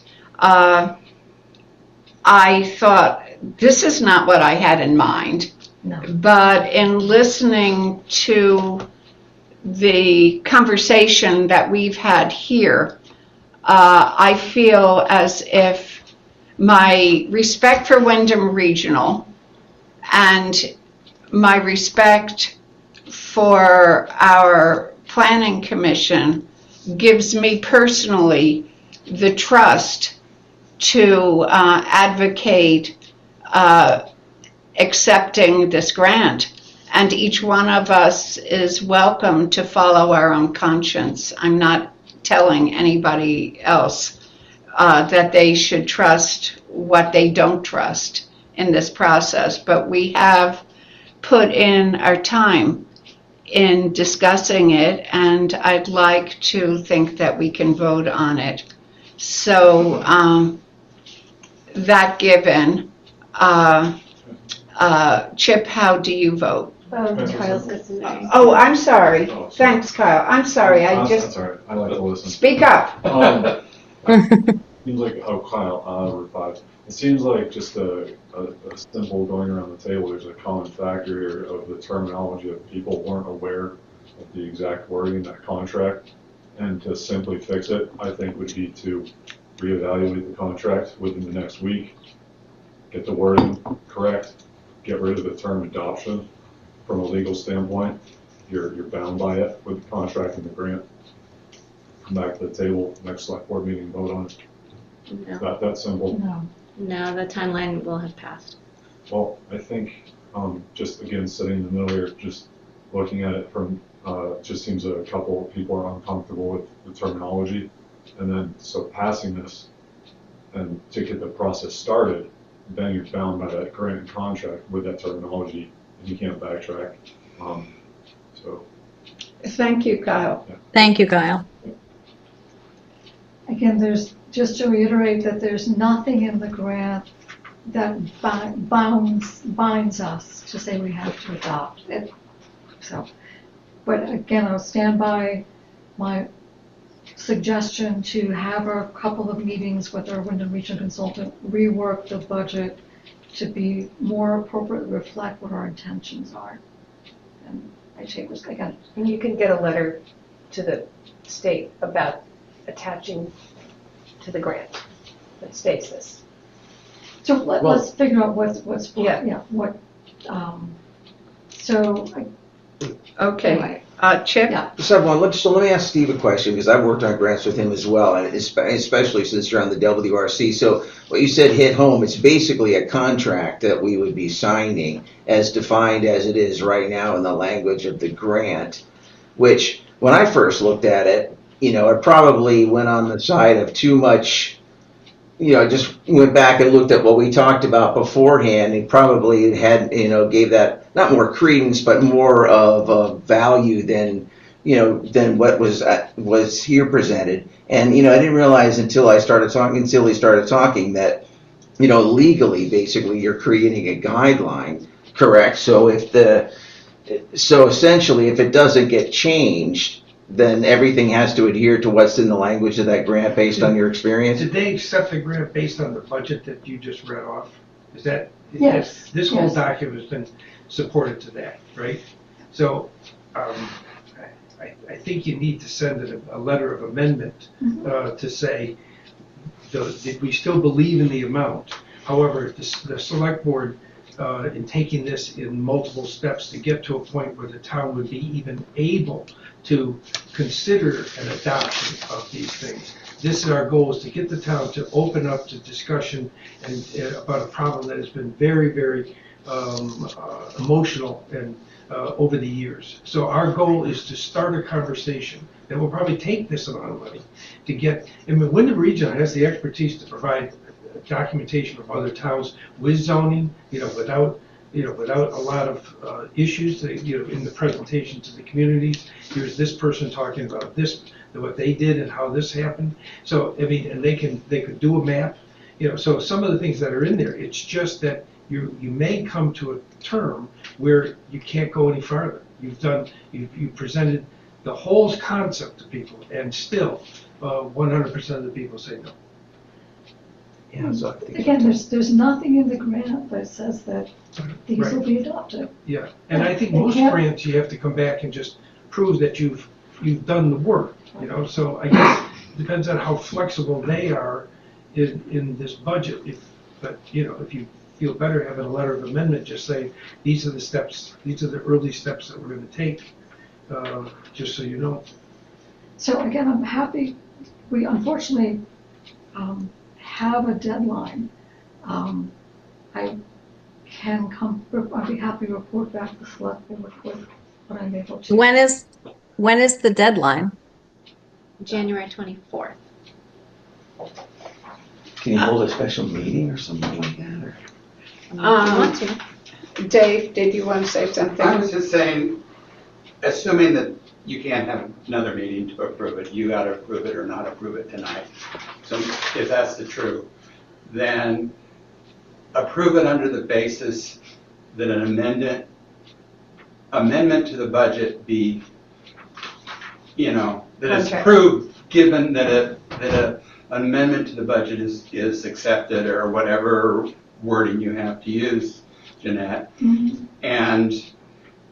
And that also helps you with the communication piece, that the goals are as they're stated in the pros and not as the budget as you move forward into the public.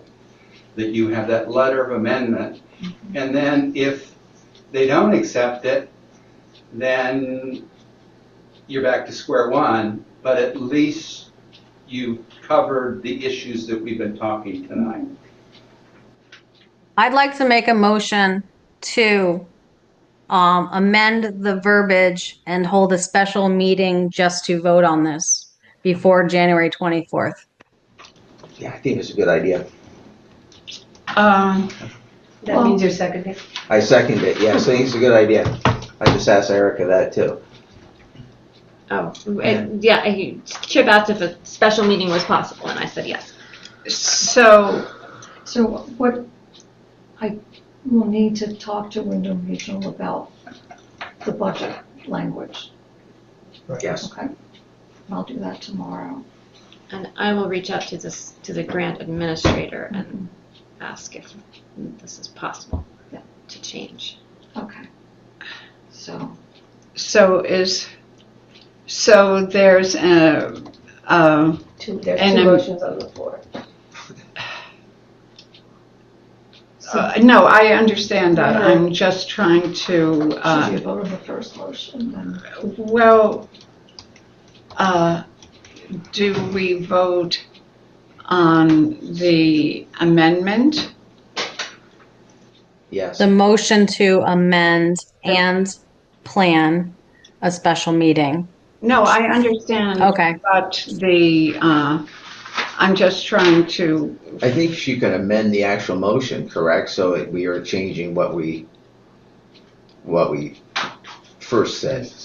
You can withdraw the original motion. Yeah, that's what I'm saying, and- yes. And then. And have then a do new- this have one. A new motion. The person who made the motion. I withdraw my original motion. I All think I right. did that. So now Tara, go ahead.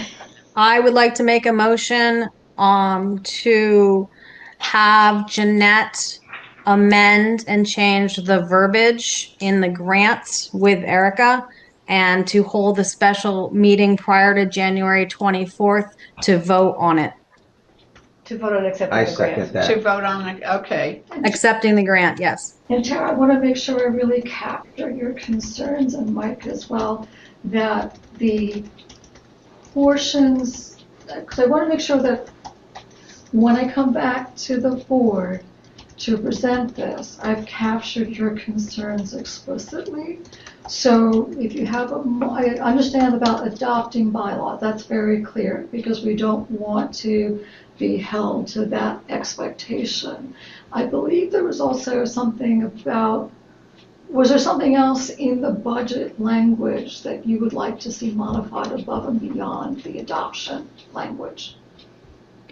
To put more money and time and resources into community awareness. Okay. So, you've got $18,000 for bylaws, and then I lost my little thing here. And then like 4,000 for zoning. I think it should really be like, let's put a lot of money and front load it into educating the community and having these talks that you want to have. And even like, if you can, you have one talk, but only 10 people can make it, have this the same or similar talk again. Like we're going to hold these 3 meetings to discuss this, because essentially the end goal in the grant is bylaws and zoning, and people need to be able to be educated about it. People need to be able to voice their opinion, and they need to be able to have a say in a vote.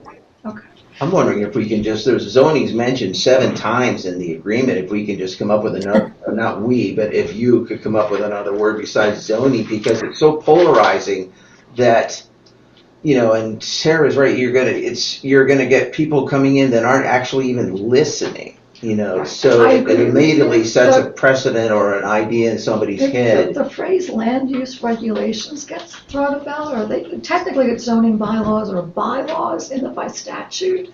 So that's what statute You says. could use maybe framework, you prepare a draft for land framework. I mean, there's all kinds of, Well, I think that maybe. I'm sorry. I think that there should be like, before, like in these steps, the end is bringing it to the select board and adopting bylaws and zoning.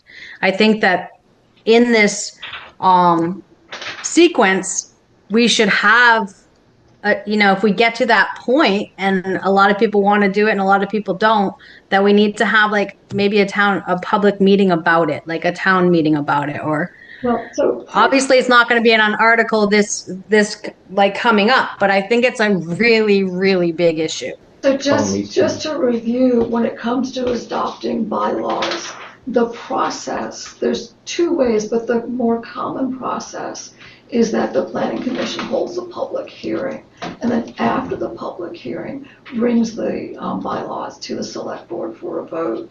So another way of doing it is to have it come up for town meeting vote. But just so you know, there would never be a case where somehow these slipped in at the dead of night, that there would always be a public hearing as part of this process.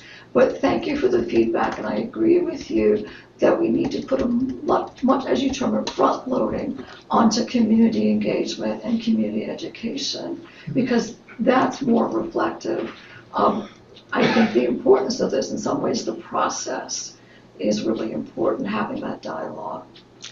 So I just want to understand what we're proposing has to happen. So in revising the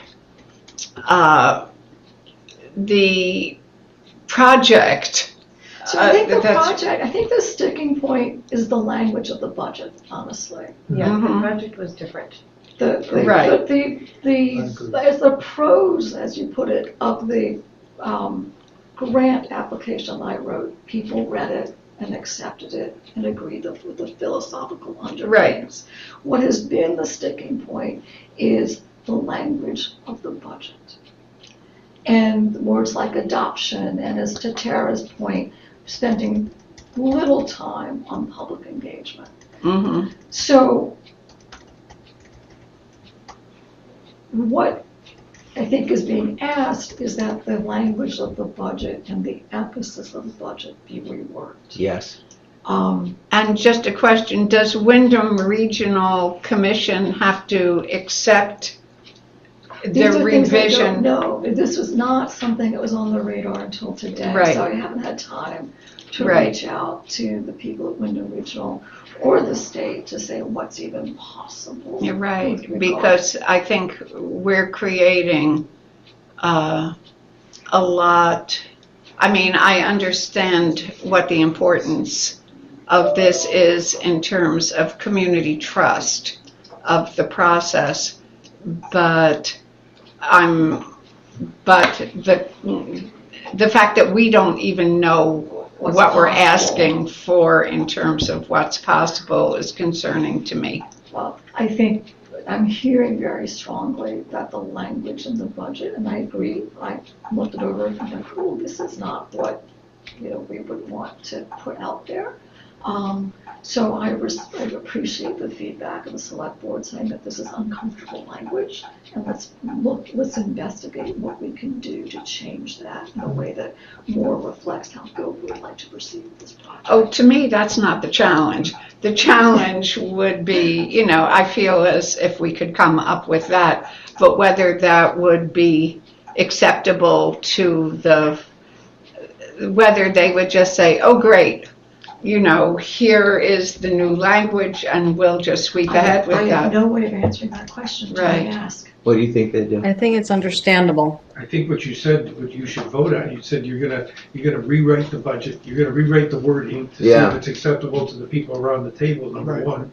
And if it isn't, then it's done. Right. And because you're gonna have a special meeting to do it, hopefully everybody sees it, reads it ahead of time, so you already have that consideration. But you can still go to Wyndham Regional and say there's go, no-go points here. That's what I was wondering, If you get yes. to the point that says, if the town votes yes, they'd like to do it, then we go for creating the maps and doing the adoption and bringing the bylaws and things like that into focus and into practice. But if it's no-go at that point, then we've done our due diligence to raise the issue, get the town to a point where they've made a conscious and deliberate decision about what they want to do, not out of ignorance. Right, And that's where the right. money comes in, out of design, not default. Yeah, perfect. Okay. Thank you, Steve. Thanks, John. Okay. Well, it seems like, we're putting a huge burden on Jeanette and the Planning Commission. And I've rewritten some of it already, just sitting here, so. Okay. I don't think it's that big of a challenge. I appreciate the careful attention to this issue that the select board's put into it, and respect the feedback, and thank you. I think that the feedback makes for a better end product, so I appreciate the time. Okay, All right. well then let's vote on this, okay? So, Erica, could you repeat that? Motion. Tara moved to amend the verbiage in the grant and then hold a special meeting prior to January 24th to vote on accepting the grant. Brilliant. okay, so amend the language in the grant, Yes. okay, In the grant budget. the grant budget, I'm not rerunning the grant. no, Just about. okay. And so everybody understands what the motion is. Yes. Yes. Okay, how do you vote, I Sheila? vote aye. Okay, Mike, Aye. Aye. Tara, Aye. and I will vote aye. Thank you all. Cool. Good feedback. Good I appreciate it. conversation. Thank you. And Chip will assist you. I could, yeah. Actually. But only 10 pages, not 3. Yeah, okay, sure. Okay, well.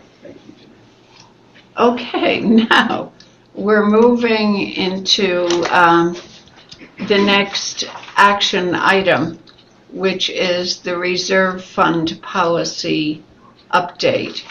And so now we need to turn our minds from the municipal planning grant to the reserve fund policy update. And I wondered whether, Sheila, if you would feel comfortable and prepared to summarize the main changes and the rationale around it.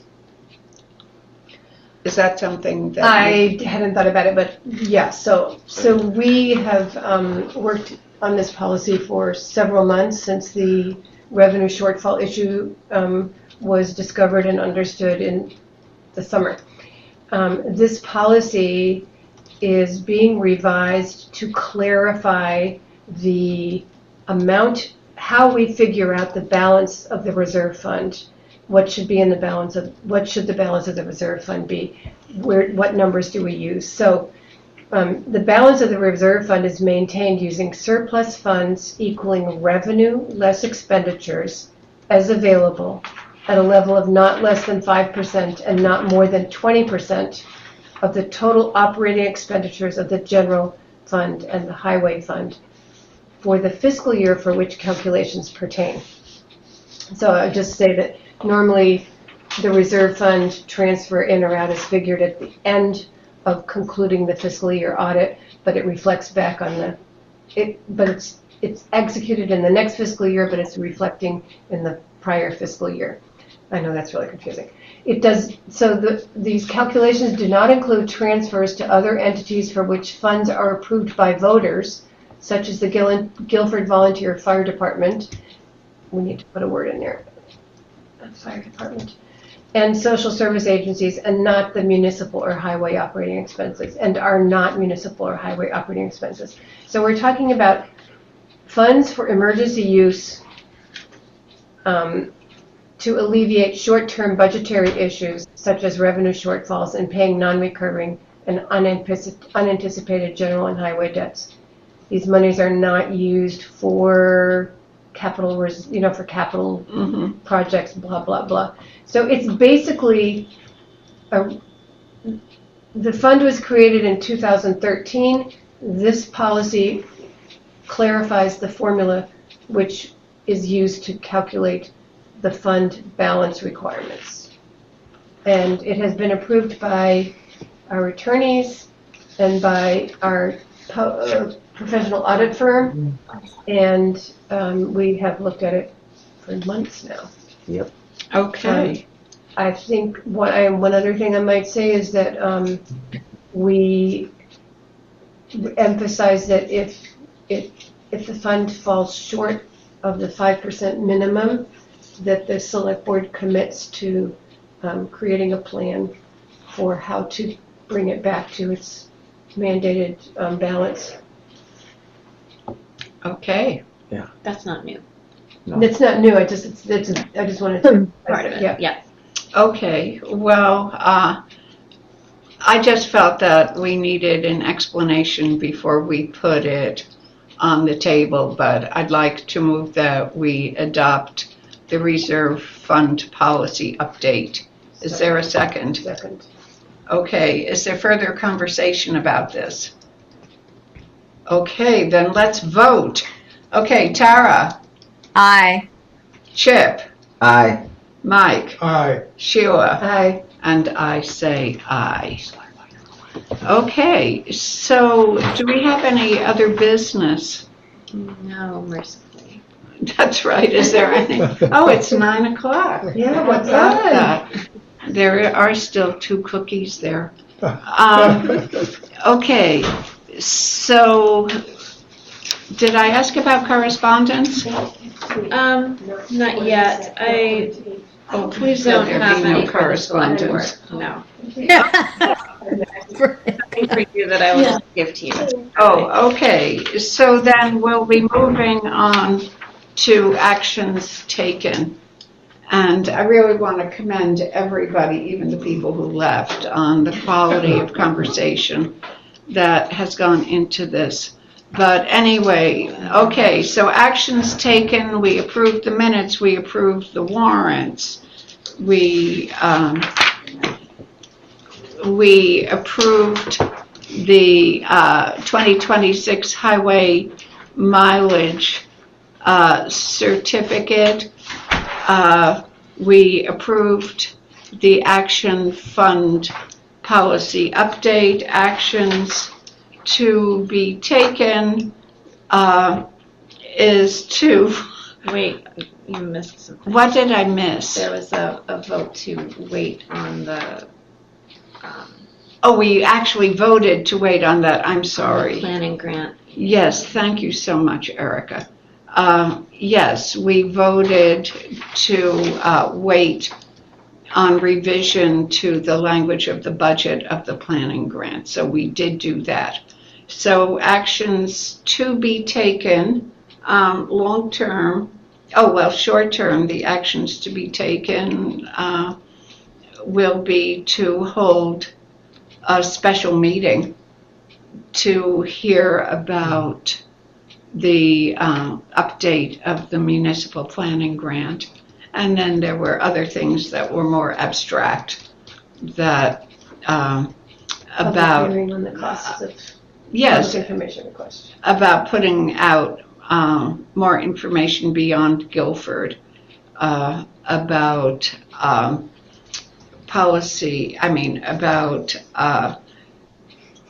record requests. So, yeah.